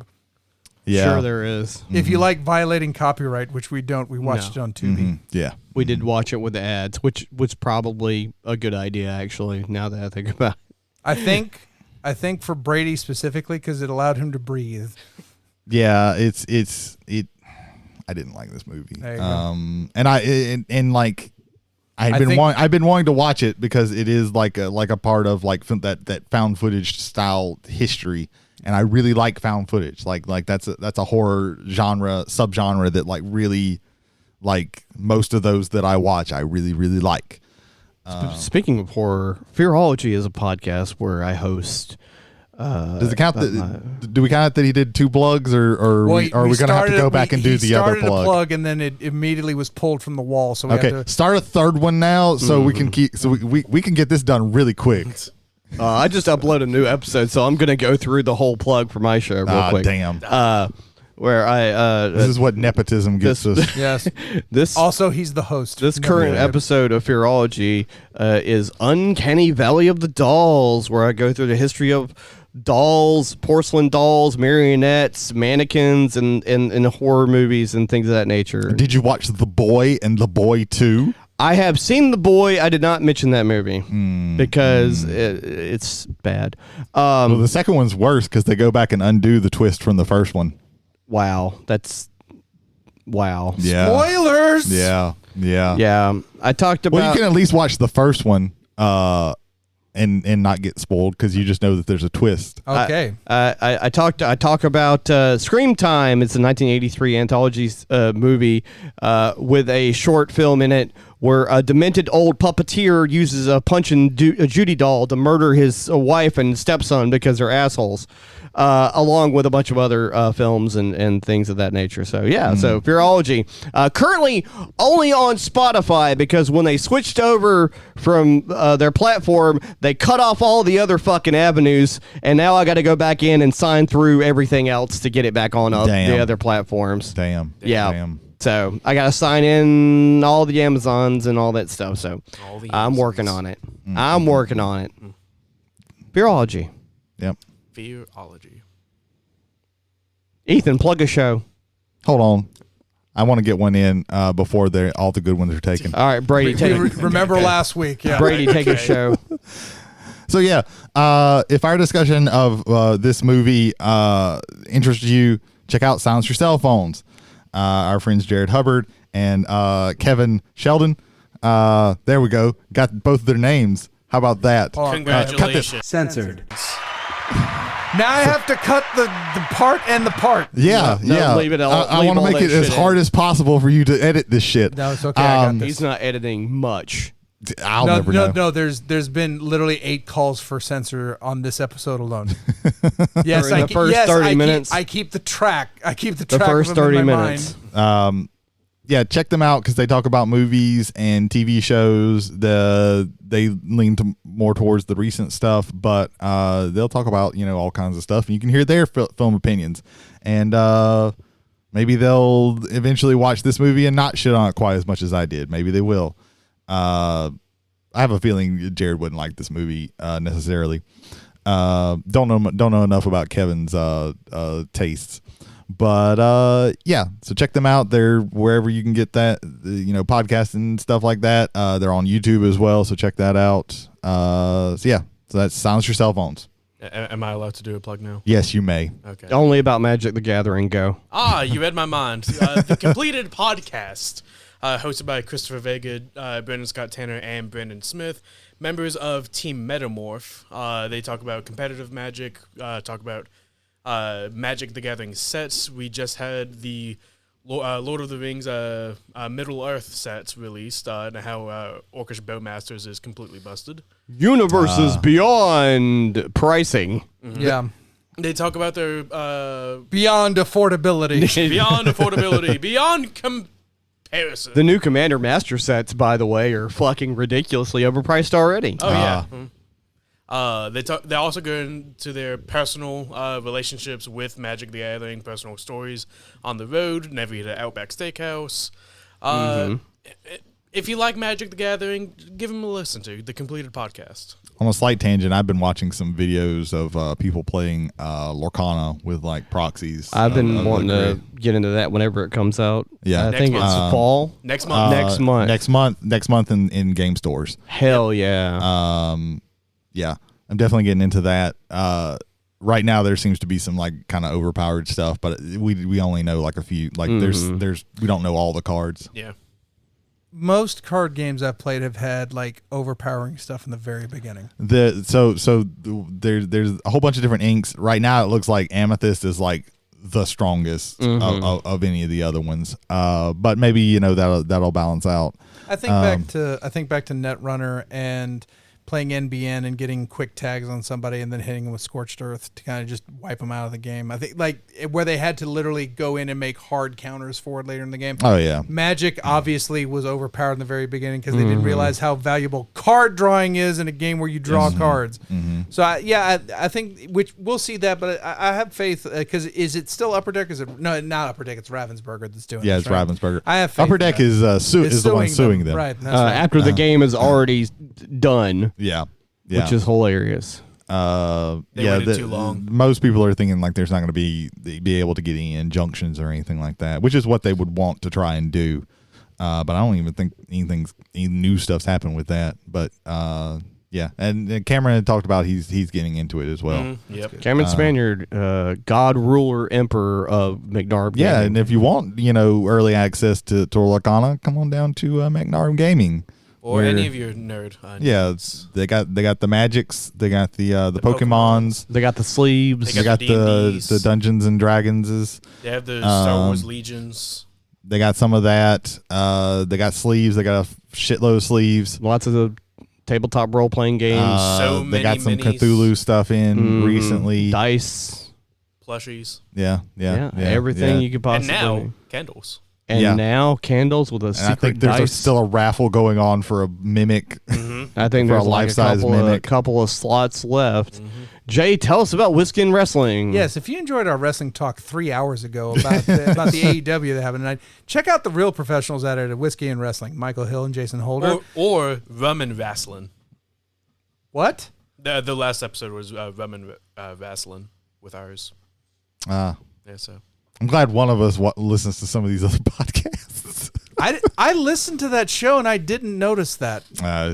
Where they were I thought they just drank rum and then just did their regular show. Was it a different theme? Like the title of the episode was Rum and Vaseline. They just drank rum instead of whiskey, Jay. You're not losing your mind. It's fine. Okay. Yeah. Okay. I literally thought They didn't like changed do the a whole very fucking- special episode Well, or no, something. we mentioned the fact that his whiskey supplies were obliterated, so they had Yeah. to switch to a completely different Yeah, alcohol. yeah. What the Jason fuck? Holder and Michael Hill talk about wrestling. Yeah, and they might you listen to this next one because they might actually have some positive things to say about There you go. AEW because this was actually a Also, really good check out episode. their cask age reviews of old and vintage PPVs or premium live events, if we have to call them that now. Vince don't own me. I can say whatever I want. Go for it. We got Twitch friends, right? We have some Twitch friends. We got Yes. some Twitch friends.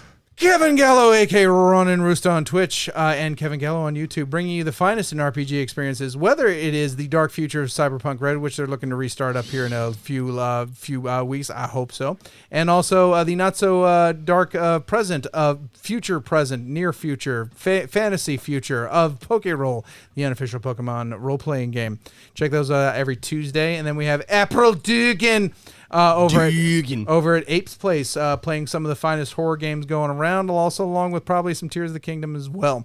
Showing, I think, almost every day of the week except Sundays and one day of the week where she's just like, "Fuck it, I can't do it today," and which I don't blame her and completely appreciate.